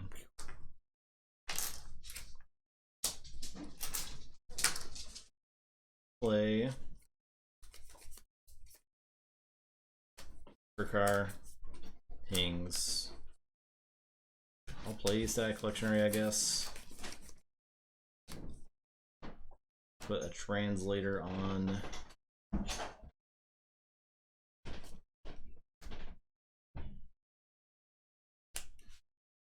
Put in Can. It's not causal, right? Because it's archived the top 2. What was the card from the last set that did that? That was like the best card in the whole set, by the way. That was like the secret Logos' power, the common card that archived the top 2. Why can't I think of the name of it? I can't think of the name of it either. I played it 100 times, yeah. But that card's insane. I think it's particularly good there because I won't have a hand that's effectively drawing 2. So I've got access to 8 cards to make my not Lethal Logica milled. I've got 8 cards to make decisions for the Eclectic Inquiry. I've got 8 cards to choose from as opposed to playing a random card, which could be something that I don't want. I'm always tempted by it when I'm playing Science, just because like, what if it's an action? Yeah. It would not have been an action, but okay. So my turn. Console Primus dies. And that stack charge is doing work, son. And I will say Unfathomable. I am going to Reap with the Guilt Spying Netcaster. I am going to Exhaust Bulwark. I am going to Reap with Bubbles. I am going to play a Flame Gill. I'm going to play a Calp. I am going to I'm going to take 3 chains, I think, to raise the tide here. I think this is actually worth it. I'm going to Recusals Chance because it taps your whole table. I'll say check with 7. It is your turn. I think the Calp severely limits your play, so I think it's worth taking some chains there. Draw 2. I will say Logos. Put Static Charge on Flame Guild. I will play Isotropic Core. I will Information Exchange and steal one. Then I'll discard Archon's Callback and use Mobius Scroll to archive these. Okay. Yeah.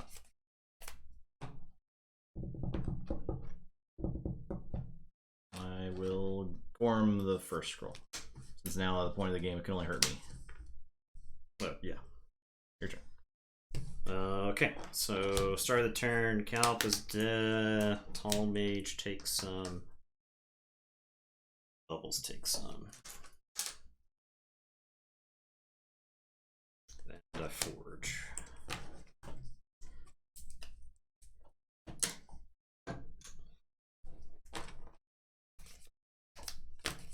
Okay,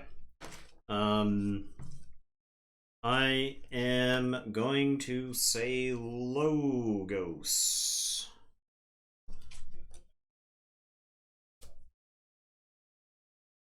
I will Submersive Principle. I'll play the Science. You could do that first, right? Be fine. I would, after I play another action, would I gain the one after I played the Submersive? You would just gain it because you don't lose. Oh yeah, you're right. Yeah. Science then Submersive.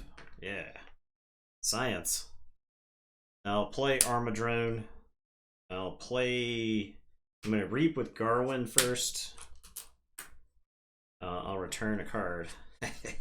Yeah, value. I'm gonna play Eddie, and I'll archive. Eddie was the card that was archived.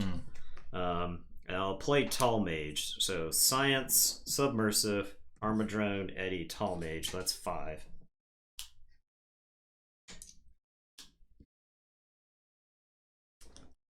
Is that dog bored? It's playing. But is he bored? Alright, Armadrone, who... no one. You can fight no one and live. So Armadrone is going to Reap. Tall Mage. Trade with Kirker. Trade with Staunch Knight. I think I just Reap. I think I'm just so far ahead at this point that I want to get the game to the point where I can just end it. Okay. And it is your turn. I will draw up a chain. Draw these 4, then shuffle and draw 1. I'll say Star Alliance. I'll play Kirkar. Play Ambervac. Raise the Tide. I'll Reap with King Can. It'll let me use a creature.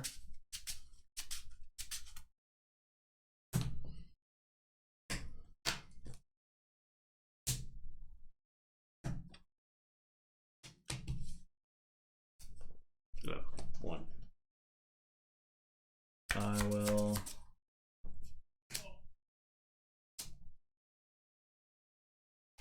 The Sarium, yeah. Oh, I couldn't Reap with the Armadrone. That's why I had to fight. Good call, Murtani. Eagle Eye, Murtani.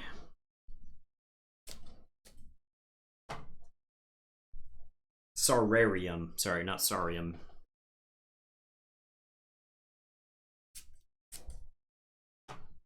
I'll fight the Netcaster, assault it down.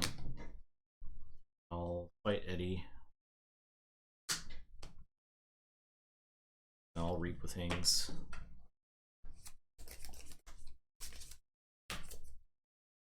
Your turn.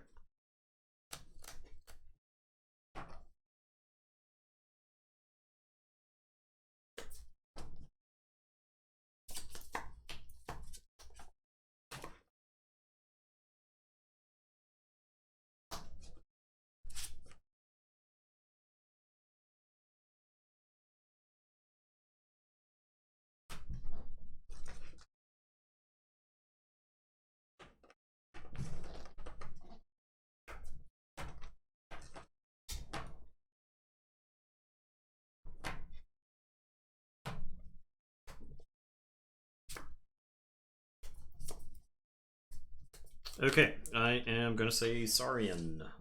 Archives into my hand. I am going to humble my bubbles.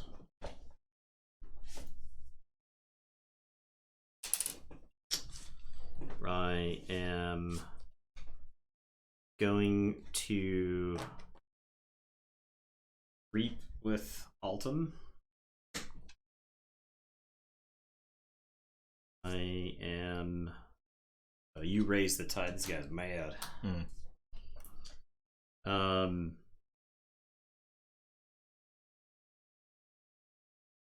gonna play Wipe Clear, which is hilariously relevant here. Good lord. It's extremely relevant.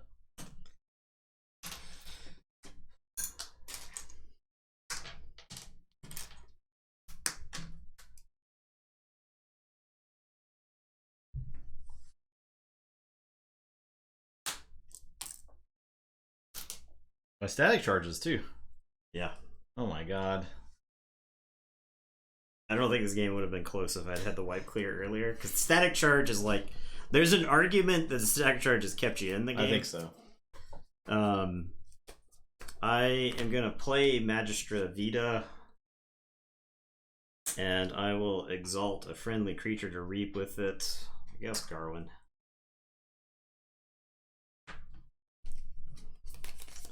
And then do I do this thing? I definitely take 3 to raise the tide. You don't forge because of the collection array. But do I do this thing?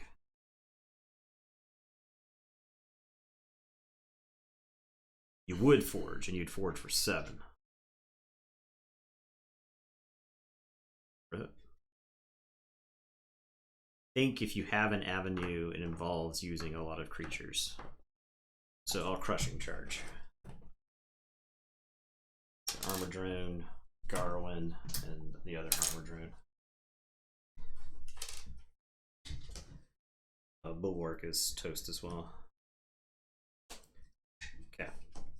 And it's your turn. I'll say check with 7. I'll drop a chain and draw 2.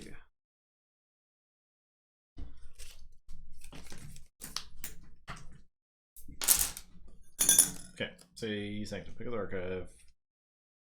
Play a wall. Play Taxing Journey, Berker. Radiant Truth. The middle creatures. Staunch Knight. It's so large. It's 10 power. I'll fight Venator also. Okay. Take 5.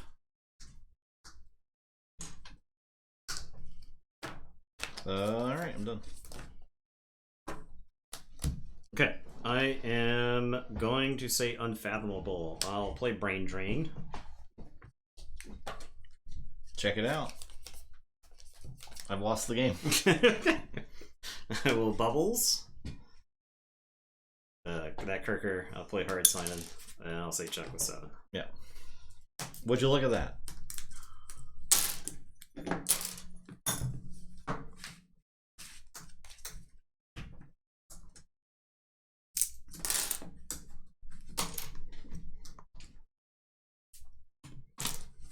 Okay. Enough of this. These board-centric decks ain't going nowhere in this tournament. If you need to use a board... I need more Murvigigs. Yeah, yeah. The thing is, I don't think we had that many Murvigigs in our first batch. I don't think we did. You're courteous. Okay.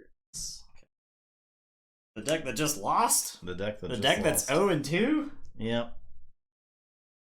So much for Vault Warriors. Yeah.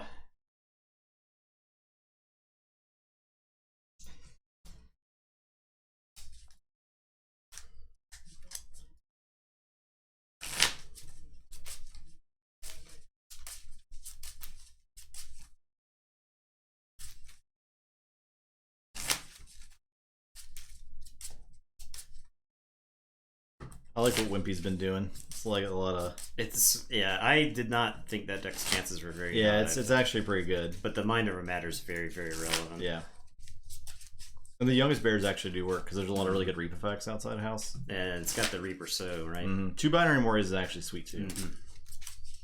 It like because like the only way to take the Tide in that deck is to get chains, but the Binary Mores kind of offset. Like really, yeah. Especially if you're gonna use out of both of them. I'm sorry. Pretty good. I didn't get as far as to pressing the button.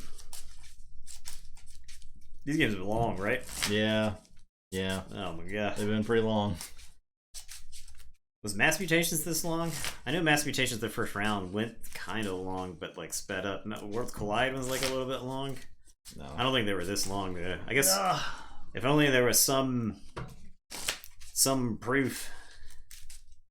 Some sort of video evidence. Some sort of video evidence. I think we had a few Mass Mutation games or streams go pretty long, but these are definitely going till 10 on average. Yeah.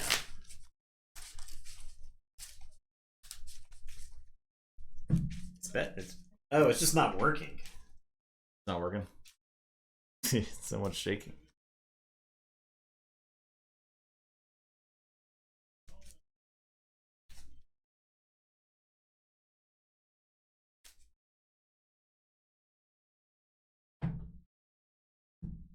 It says the contest started. Bet. Do a bet. See if. There we go. Yeah, it's working now. For whatever reason. It just does that occasionally.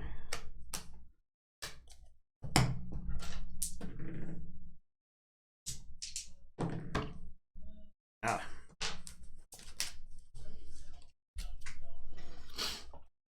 I'm going first. I'm gonna. Again. Okay. Archon's callback. Oh my gosh. That's what you want to do.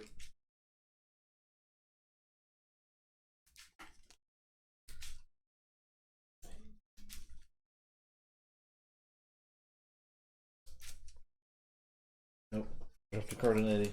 Where'd it go? Oh, there it is. Hand me the card back, Eddie. Have to bet against Volware here. Yep, pardon me. It's pretty bad I dropped a card on him.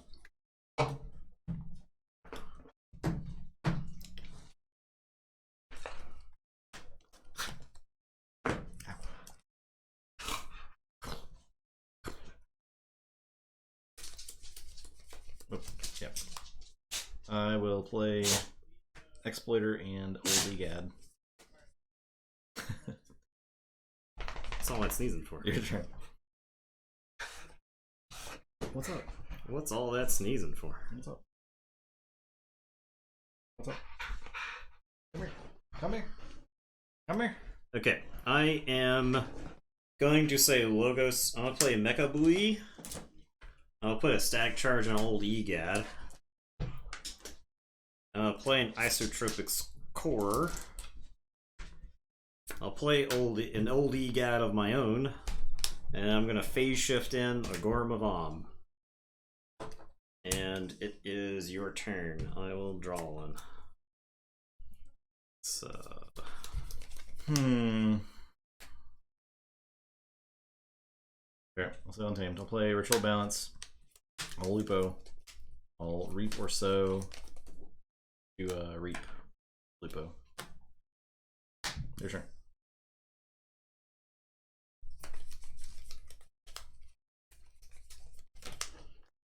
Okay, I'm going to say Star Alliance. I am going to Biome Discovery to raise the tide.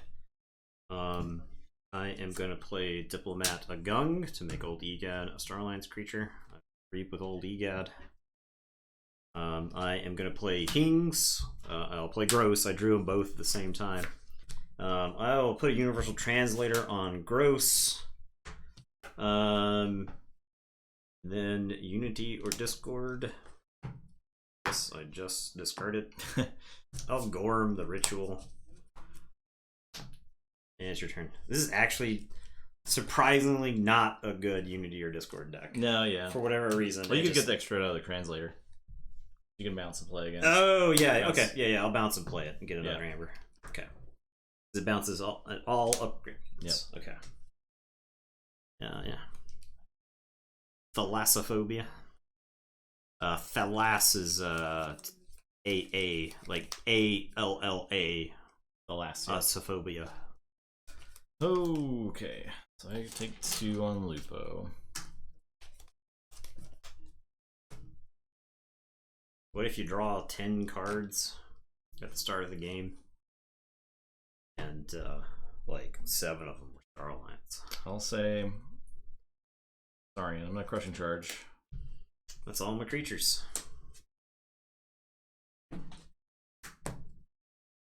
I will. Decadence. I cannot Reap. help but think of Temple of the Decadence. Dog whenever one of us plays Decadence. Oh yeah. Trying to remember the name of that song. Your turn. All right, did you want to take some chains there? Okay, I'll get one. Nope. And I will spend 6 and forge. I am gonna say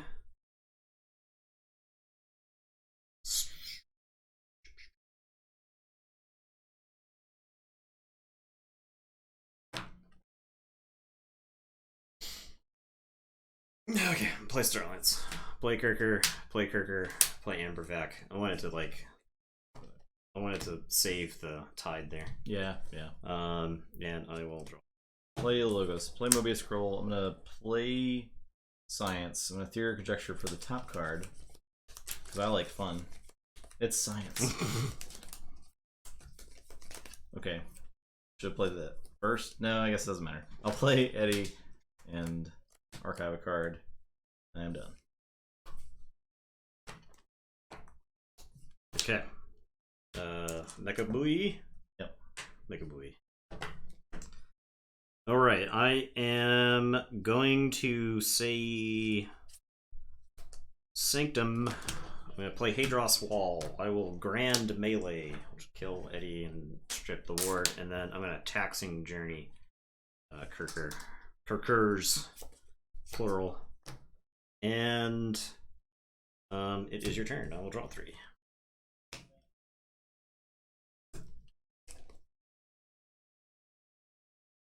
Discard the top 10 cards of your opponent's deck. So the thing, like with Thalassophobia, is it feels like it would be amazing if you had like Infernus.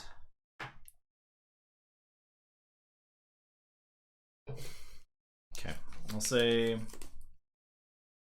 Untamed. I'll play Flumph and Youngest Bear. I will Die to Hazardous, unless you have some way to have So the Isotropic Core. That's what I meant. Makes my creatures hazardous 4. So.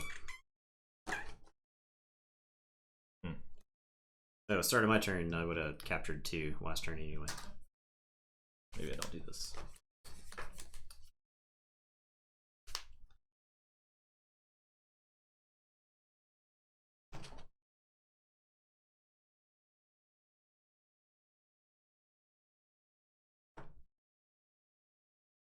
Jeez. How's the game so different? I don't know. I'll say it's because it's like various things line up so poorly in this set. yeah. I'll say Logos. I'll Mobius Scroll my cat. Wait, what? I'm sorry. Anomaly Exploit your cat. my cat. I will Mind Over Matter. Yep. Then Mobius Scroll. Once again, I can't really afford to take chains, so your turn. Alright, so I get a Amber and then Forge.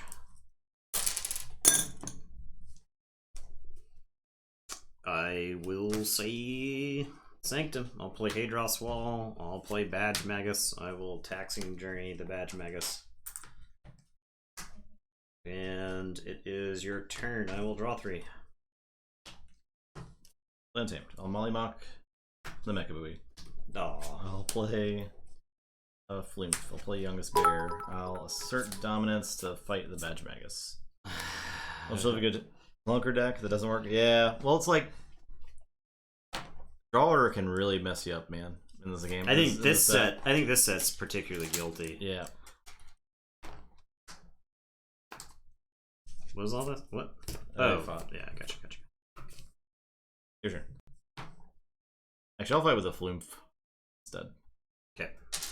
Get some power counters on my bear.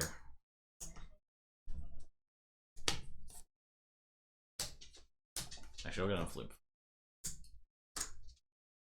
Thank you, though, Ballboy. Badge Magus is 8.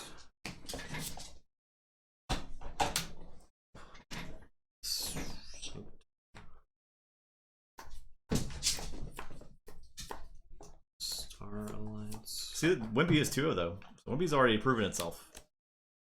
That deck was 0-2, or yeah, it's 0-2.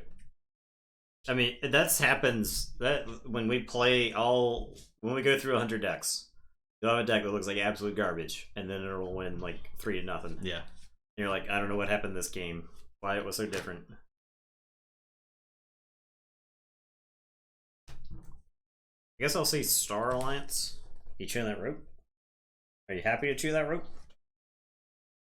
Are you telling me that you're happy to chewing on that rope?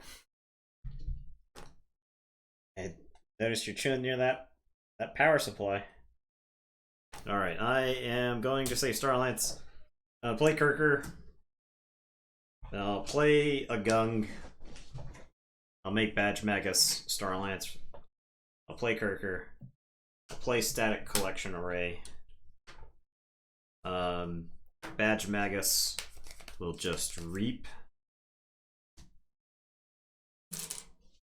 And it is your turn. I will draw 2. Good archive. Flumph would have taken one hazardous. Okay. That fought earlier. I will play Saurian.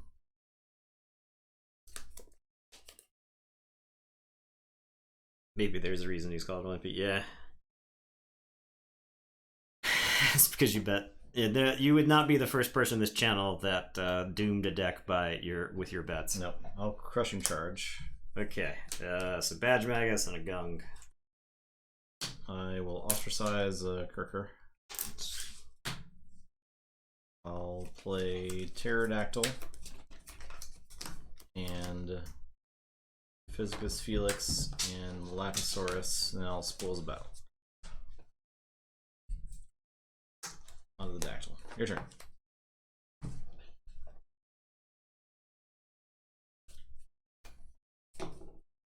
Your brother, on it, you have a deal that you'll bet against him in the next Vault Tour.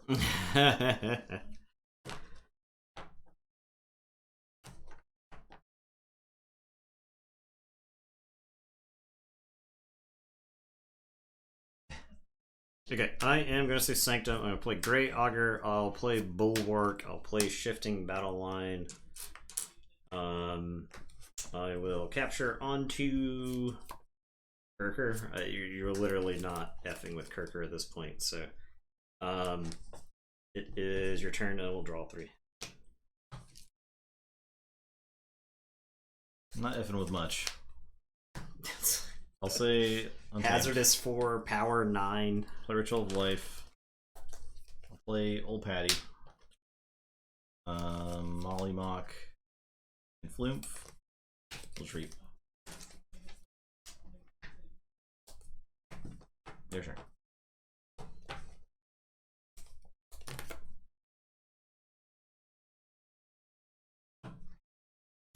Okay, I am going to say Logos. I will play Mobius Scroll. I will play an Armadrone. I will Information Exchange and steal 1. And I will Static Charge the Pterodactyl. That way, if you want to get rid of the Pterodactyl, or if you want to get rid of the Static Charge, you have to use the Ritual of Life. Okay, it's your turn. I have check because of the Static Collection Array. Favorite cards in the set? I like basically every Logos action. Think twice. Forgive or forget. pretty good. I really Rejection is really good. Really like Ostracize. I really like First or Last. Yeah, those are both really good. Brain Drain is very powerful. I don't think it's like my favorite, but if I were like making like top 5 most powerful cards, I think Brain Drain's insane. The amount of information you get from Brain Drain is absurd. Actually absurd. It's weird though, because this set it feels like you can do less with the information that you're given from a card like Brain Drain than like say Mass Mutations or Worlds Collide. Yeah. Worlds Collide. There are times in Worlds Collide where if you could just see your opponent's hand, you would win the game. But you gotta like play around all kinds of stuff. So I will draw one. Say Untamed. I will put Instrument of Silence on Mollymock. I'm gonna fight Armadrone. Okay. I gain 1. What'd you draw? What? I don't know why I drew. Why did you draw? I gain 1 card. I will. How can he draw? Use Old Patty to reap. I'll take the tide first because I have to take the tide anyway on this turn. Or lose. So. Rostrum, Pterodactyl, Youngest Bear. Okay.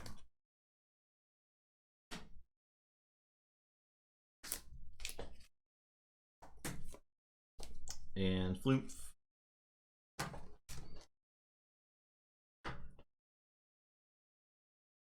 We'll fight Armadrone.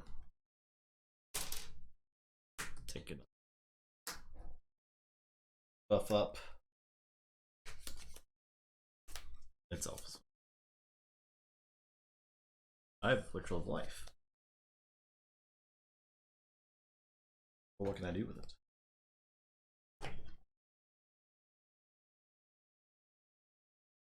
Keyfrog is hidden in the 2 cards.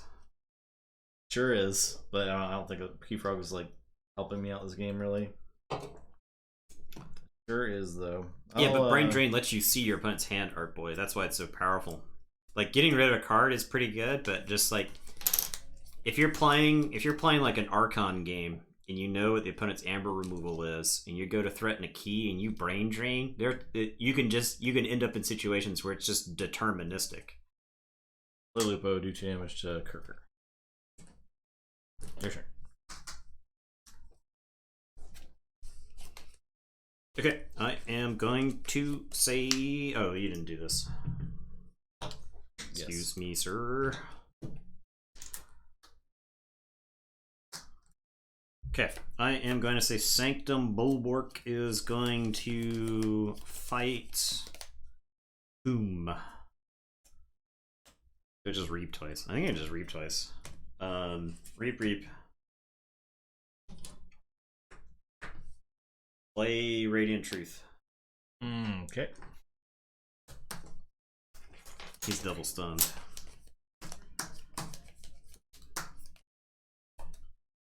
Play Staunch Knight. Take 3 chains.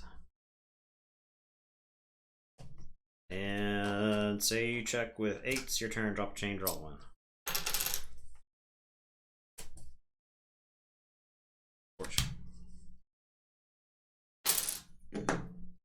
Logos. Take 3 chains. Play Principal. I played Binary Mori first. Before taking 3 chains. I'll play Oligad. I'll play Mobius Scroll. I'll anomaly exploit the Kirker.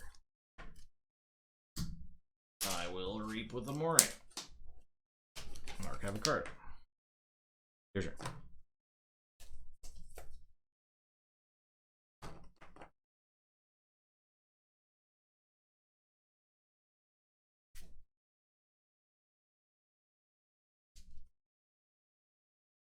Yeah, I mean, I think Brain Drain is good to just like throw off your opponent's next play to like really bad, because if you see they have a lot of a house in their hand, you can put one of it on top of their deck, and you know that draw, if you can deal with the other stuff, is like sort of just sitting in their hand for a while.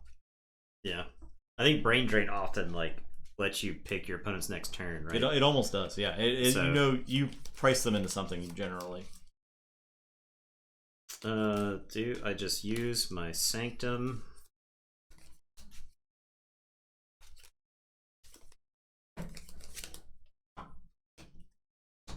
think I should use my Sanctum here. I'll say Sanctum. I'll read 3 times. Is it worth having Bulwark fight something?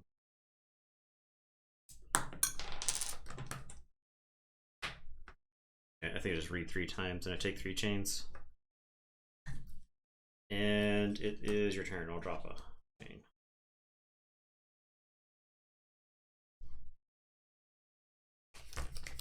Okay. Static charge.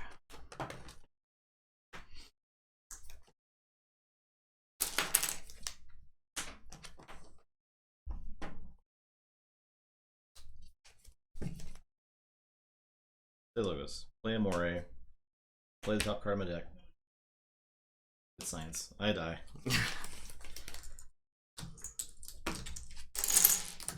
Brain Drain plus Illusions of Grandeur is definitely a good 1-2 punch. Yeah.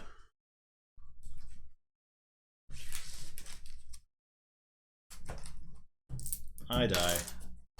Next game. Last game. I'm an old instead, you're on Gatekeeper.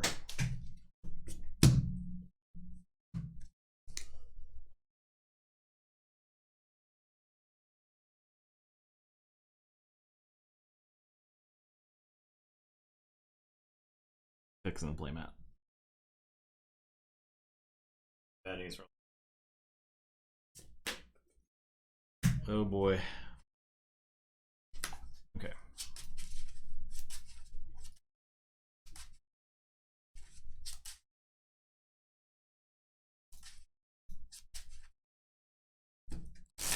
What's okay.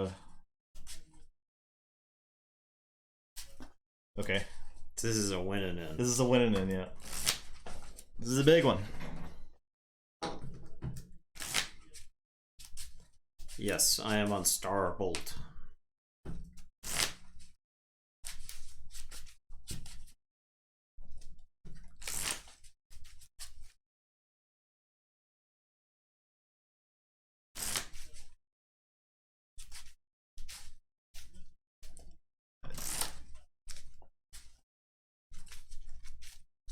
The Cafe Princess.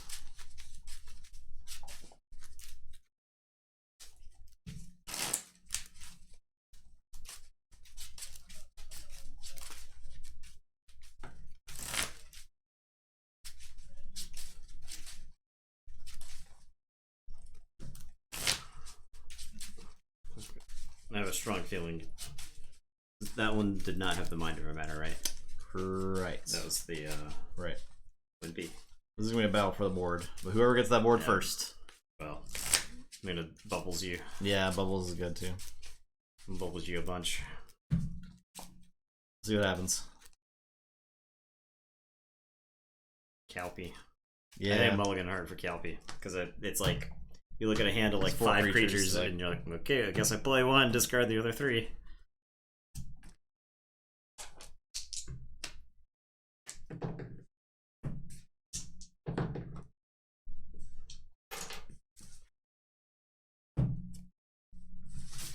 Kelpie. Kelp. Kelp. Damn. Okay. Mulligan. This is not a bad. No, this isn't a mulligan. This is absolutely a mulligan. Looks like a mulligan. It's like a mulligan. I want stuff that interacts with the board. That's what I want.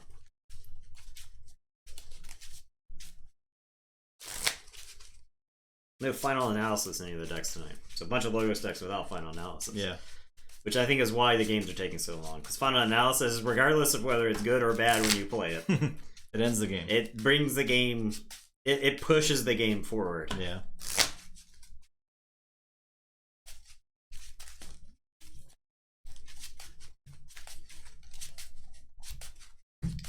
Oh man, yeah. Yeah, we've had some. I think Justin has generated the most amber with Urian. We got some good Urian plus Light of the Archons decks. Plus ways to use them out of house. Right, because you can like a Gungam and then put a Light of the Archons on them and then just do some other stuff, so. Damn. Oh boy. Come Come on now. No such luck. Alright, gonna save Logos and play Tall Mage. Piling on those bits. Thank you. Alright. Playing a Tall Mage. Play Faust and Sensor Fellow. Your turn. I am going to say Saurian. I'm going to play Magistra Vita, Exhaust Tall Mage, Reap. I will play Medicus Lacus. I'm going to Humble Sensor Philo, and then I'm going to Ostracize Faust. F that motherfucker. Your turn. That mother. That mother effer. I'll say. Sorry, Logos. I'm I'll just so play used to swearing. Phase Shift and Gladiodontus. And Chronophage. Logos. We try to be PG, but Nathan pushes the rating sometimes. I can't help myself. I try to stay PG-13, but there are some nights where more than one slips out. All right, so I'm gonna Wrath of Ruin to destroy a flank creature. I am gonna Brain Drain.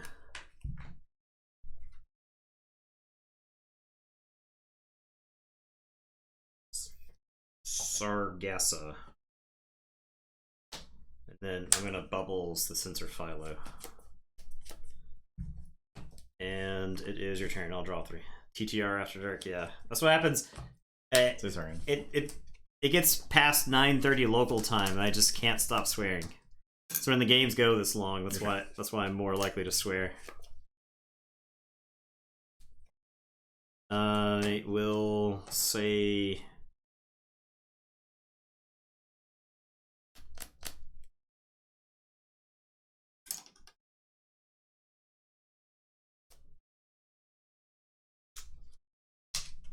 Unfathomable.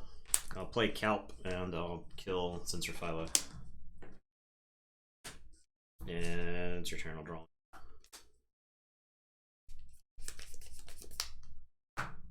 I'll play Drop Tribute. Yeah, that's Sanctum. true. I will. That is entirely true.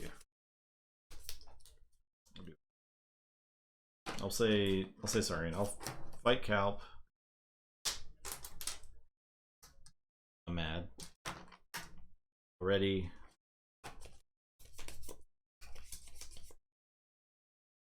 I'll fight the Magistra Vita. And I'll play a Sensor Fellow. You're less mad now.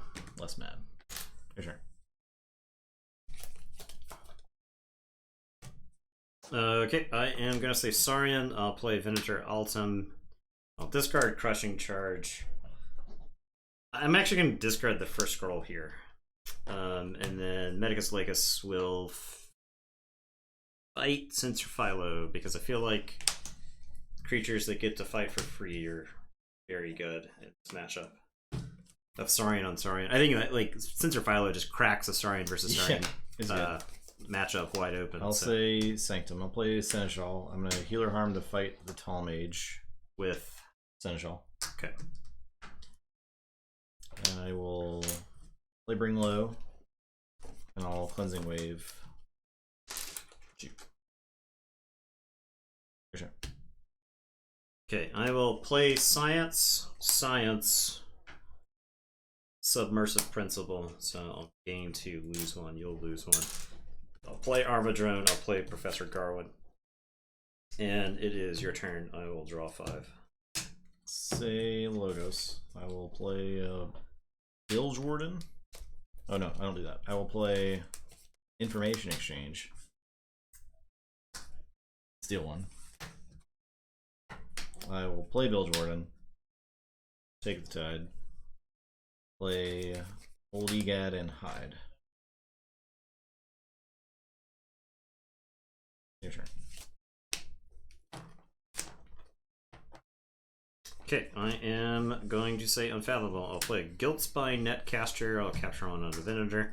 I'll play another Guilt Spine, I'll play a Horrid Sign-In. And it is your turn. I will draw 3.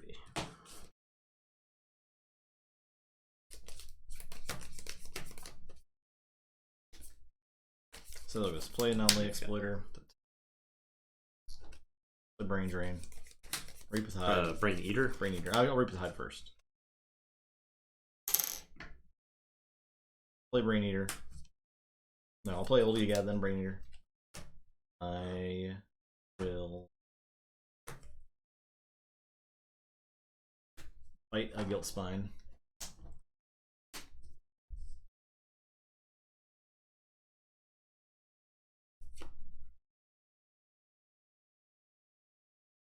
I'll send Egad to his death against the Sign-In. Sign-In's fine. Oh. It takes 1. Play Tall Mage.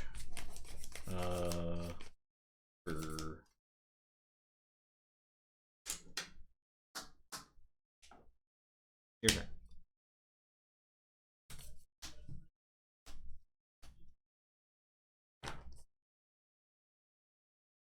Okay.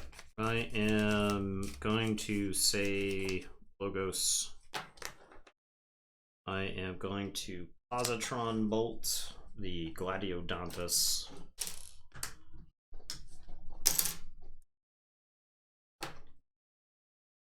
Armadrone is going to fight Old Egad. These 1-power armored robots. This is getting a slap fight. I am going to Theory or Conjecture to play the top card. Portal Monger. Professor Garwin is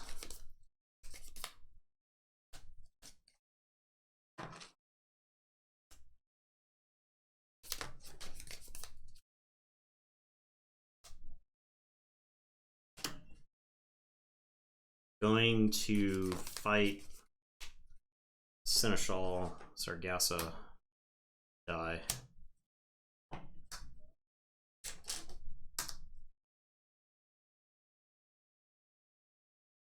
Then I'm gonna play Mind Bullets for 4. Yeah. So that kills the dead.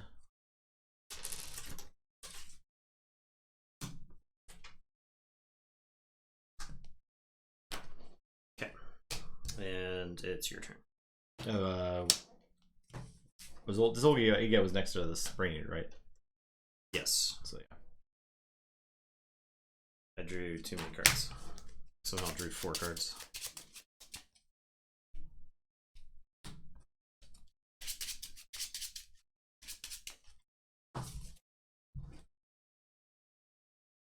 Say Saurian.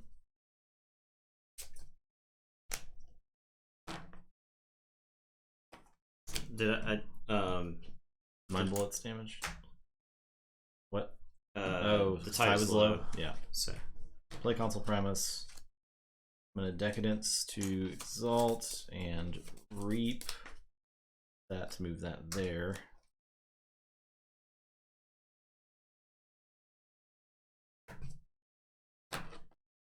Play Lapisaurus, play Venator Altum.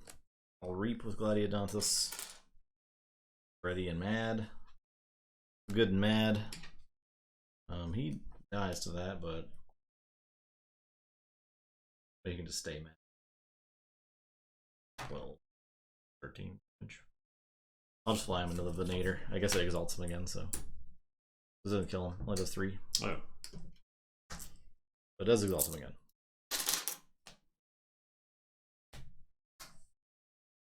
Okay. Done.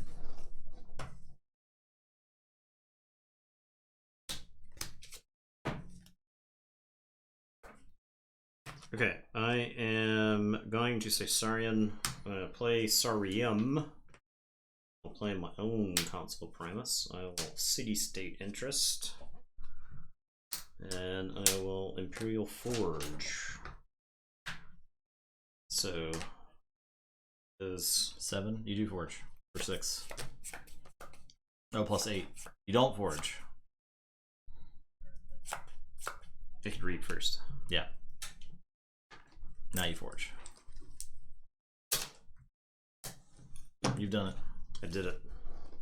I was thinking I had Medicus Legus for whatever reason. And it's your turn. I will draw. Alright, I'll say Logos. If I had Medicus Legus there, I'd be in great shape. Yeah, I'm not like play there. Fight the Console Primus and draw. Play Vellum, play Howling Pit. And I'm done. Oh, I can read this guy.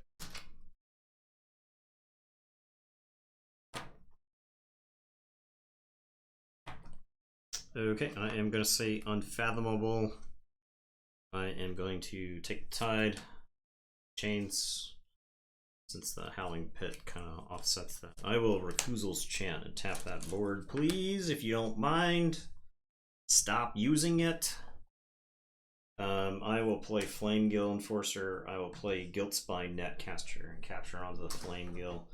I will Bubbles. I will put Console Primus back on top. And it is your turn. Draw these two, shuffle, and draw two more. Say, play the SGS Illuminator. Play a Bulwark and a Staunch Knight. I'm gonna take 3 chains to raise the tide. And play Strange Ordination.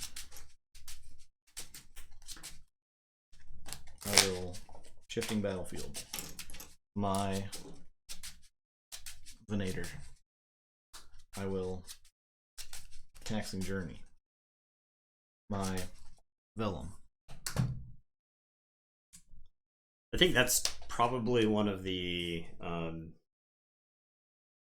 more brutal things about this set is that if you don't have an immediate answer for the board, the opponent just runs. No, they get to build up their hand, right? Yeah. That isn't like I hit Recusals Chant there, and you just played 6 cards, right? And like that's like deeply frustrating in my opinion, because I like finally felt like I had an answer, but you were just waiting. You're like not incentivized to call any of your other houses, right? There's no pressure, and so you're just like, okay, well, I'll just play 6 cards. You know, I didn't even kill everything on the table, right? So I'm like way far behind now.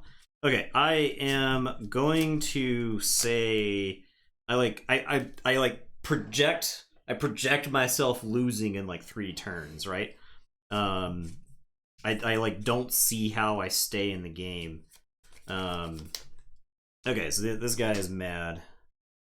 I am going to say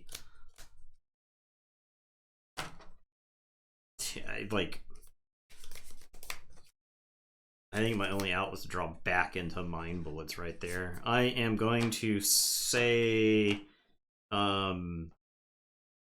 Logos. I'll play an Armadrone. I'll capture onto the Armadrone. I'll play Eddie, and I'll archive.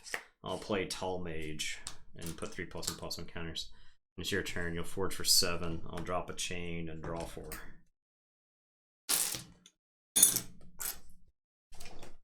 I'll say Saurian.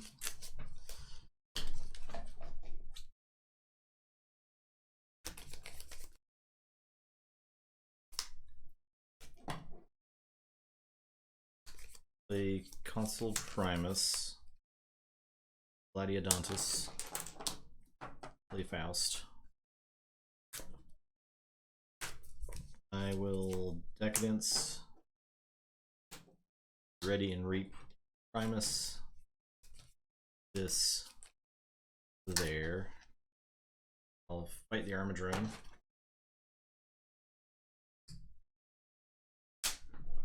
Altum will fight Eddie.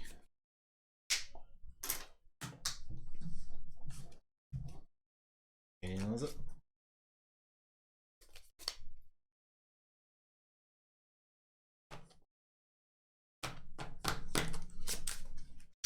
I will.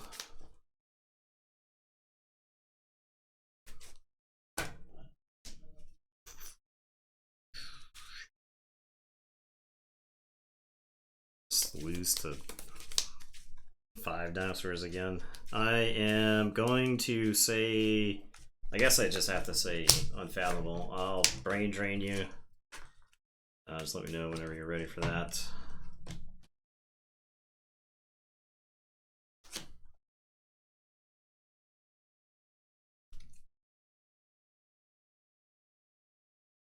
I'll put Cleansing Wave on top of your deck before I lose my whole ass to it. Guilt Spine will trade with Vellum.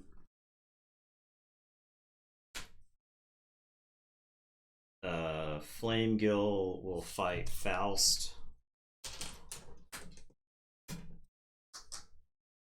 Bubbles fights Bulwark. It's your turn. I drop a chain. Go ahead. Say dinos. Reap of Primus. You will not. I won't Reap of Primus.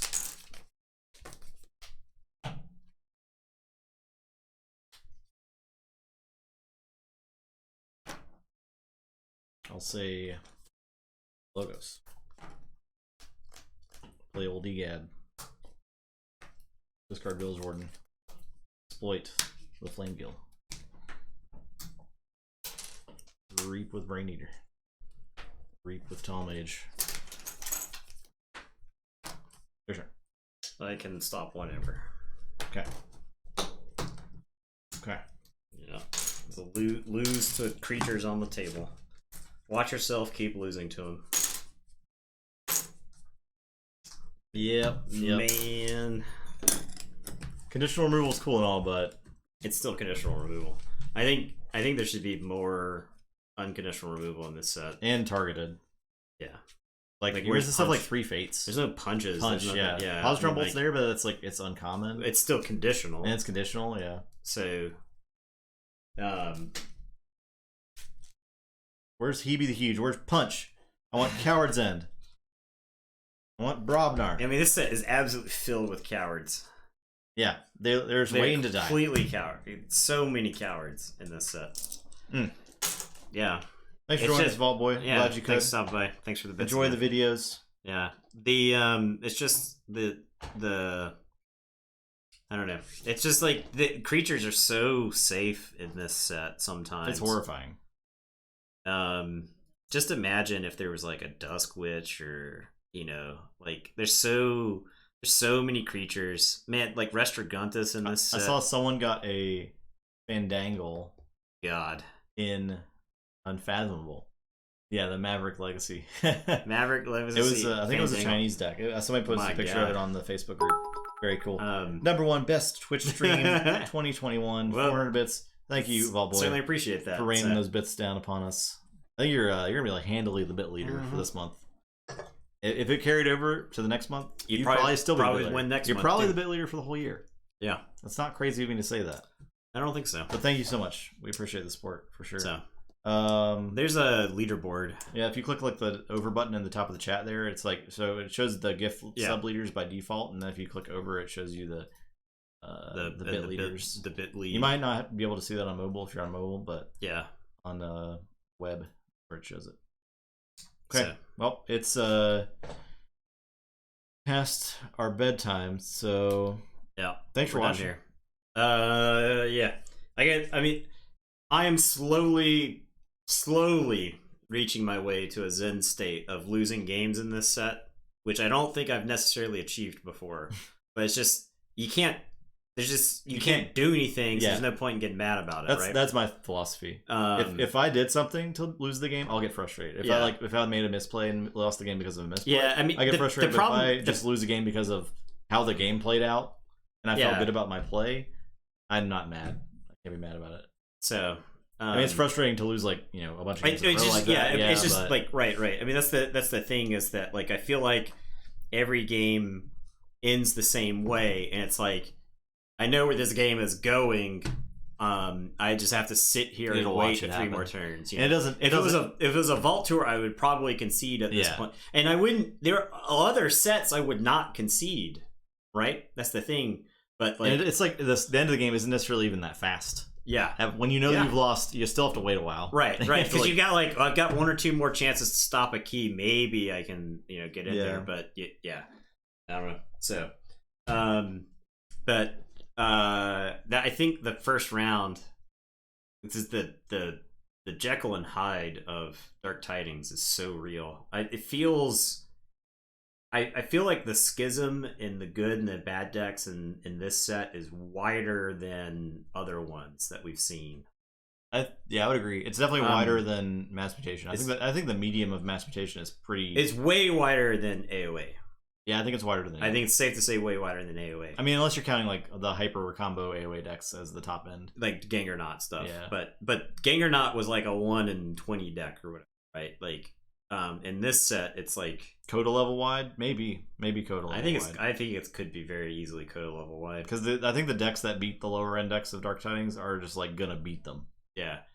Right. Well, it's like you'll never lose. The thing with like really good Coda decks in Sealed is that they just didn't lose. Yeah. Right? They just had every answer. Whereas like in other sets, the really good Worlds Collide decks, there were answers to it, you could make an off meta choice in Sealed. Like when I played Ardreth at Fort Worth. I think you could do the same thing in AOA. Yeah, AOA was same kind of deal. You could play like this tempo amber game instead of like this board control.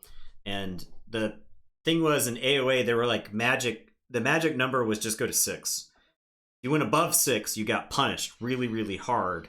By Ronnie, by burn the stockpile. Burn the stockpile. There were just so many ways to get punished. He's there. In AOA, Cutthroat Research. Yeah. The higher you went, the more danger there was. You could get brigged. If you went to like 8 and your opponent played brig, you just lost the game. But in this set, first scroll is like the exception, I guess. Yeah, you don't have to keep the brakes on. You don't have like a Forge Master Og. Yeah. You don't have like there's like all these other big amber answers that are vacant from this set. Submersive Principle, thankfully, is common. And it's good, but like most of the time when you play it, your opponent just immediately threatens again. Yeah. I feel like it is not because it doesn't do anything to the board. As effervescent. I mean, like in situations where your opponent is threatening, they probably generated that amber with creatures. Yeah. And you need answers for creatures to go along with the Submersive Principle. Otherwise, they just go right back where they were. That was the case in Worlds Collide a lot, I would say. And that's why taxing was really good. That's why you had to, when you had the chance to tax in Worlds Collide, you took it, right? That wasn't really something we discovered until we got pretty far into Worlds Collide. But in Worlds Collide, it was like, if you make your opponent forge for 8, you did. Because it was the same thing as destroying the amber. Doorstep's here. Doorstep is like... Gonna be it's uncommon though. It's the thing. It is uncommon, right? It's uncommon, so you're not going to see it that often. And the thing about Doorstep is that if you get Doorstepped after generating a bunch of amber, you don't just immediately lose the game, which is the case with like Interdimensional Graft or TMTP, right? It's the same thing with Submersive Principle. Yes, it's very good. And if you used like a really big one-shot combo to generate all of that amber in the first place, then yeah, that's like a great answer there. But if you're just using 5 dinosaurs and reaping with 5 dinosaurs, then Doorstep looks silly, right? Because it doesn't do anything to the table again. You're right back where you were. So bring back bait and switch, unnerfed bait and switch, bring it back. Unnerfed bait and switch. I mean, I'm not necessarily mad at that. I don't think unnerfed bait and switch would have been awful in Mass Mutations. I think in this set it could work and it would be really good. Yeah, I think it'd be fine. It'd be good in this set. I think it'd be fine in the set. Yeah. I mean, you got cards like Brain Drain. Right? Also, change library access to be alpha. Yeah, you're fine. Yeah. Push that as a community. So here's the thing: the people that make the rules to this game don't play the game. In my opinion, they may play test it a little bit, but I do not think they do not put in the reps the rest of the community does. That's for sure. I mean, no one, very few people put the people making the tournament rules. And I don't know who. Here's the thing. No one's touched the tournament rules, first of all, in 3 years. Yeah. I don't even know who. If we were to arrange via Facebook a storm the Capitol like situation at Fantasy Flight headquarters, we wouldn't even know whose office to take pictures inside of and post to our social media accounts so that we could then later be arrested for, right? We don't even know where to do that, right? Is it Josh though? Is Josh making all? Does Josh make all the tournament rules? I don't think so. He's probably just like not. He's probably busy with doing other stuff, right? Josh was literally doing all of the social media for Fantasy Flight and putting out like stuff for Keyforge, doing live streams for the new Descent game. It seems like Josh is doing literally everything. He also got us the chairs. Yeah. It sounds like he's just the guy that's left there, and he's doing a great job. Yeah, he's just expected to do so much. But it's one of those. So it's like as a community, Keyforge is not his priority, right? We can't even make an open letter to say, hey, we would like these rules changes made, signed by literally every content creator, right? Like we couldn't even arrange that situation because it would just be a waste of effort on our part, you know. I mean, I don't even think the community has any kind of power over the game in any kind of way. It's not like Magic. It's not like Hearthstone or Runeterra where they can just go look at data from games. They can see a deck has like 65% win rate on ladder, and then make the necessary adjustments. So they don't even have an official forum anymore. The official forums are shut down, right? You can't even go start a shitstorm in the Fantasy forum. There's no community manager. Yeah, there's no community manager. There's no one to bridge the gap. There's nobody even to tell you, I see you, I hear you, your complaints are valid, I will get them where they need to go, right? There's not even a person that its job is to say those things. That was Evan Johnson. He left the company last year. I'm not sure if he was laid off or not, but he left, I think, late 2020. There was a person working with him that sent me the spoilers that we got. So, yeah, I don't know if that person is now the community manager. Who knows? But I don't know. There hasn't really been doing any community managing. There's not been any visible community managing happening. Yeah, the Facebook accounts do not reply to you. The Twitter accounts don't reply to anyone. And all that to me feels as if that it is not just COVID related, right? Oh, it can't be at this point. You can't use that excuse forever. You can't use COVID as an excuse for that. You get the COVID excuse 6 months to a year after COVID. Well, and we're past a year now. You can use COVID for delays, right? But you can't use COVID as an excuse for just sheer absence or incompetence. Yeah. Yeah, well, that too. So. I mean, I wasn't going to be mean, but I was gonna, I don't think it's their fault. I really right. I'm not trying to pick a fight. Yeah. I'm not trying to pick a fight with like the handful of the people that are working on this game are doing a great job. I'm willing to bet the people that are still working for FFG are working their ass off every single day. That's what I'm trying to say. That they've seen people around them go to other positions. They've seen people get laid off, and they're just given their jobs in addition to the current job. Whatever the job title was before that, right? Yeah. So, yeah. It's not their fault. They're probably overworked and underpaid. Yeah. To be honest, they're probably like many people who worked through COVID. Yeah. So, yeah. All right. Well, there's your rant for the night. Yeah. Everyone. It was the combo rant. Yeah. It was the Justin and Nathan feeding frenzy rant. So I got things to say about Fantasy Flight. Yeah. It's a shame because I've been I've been a customer.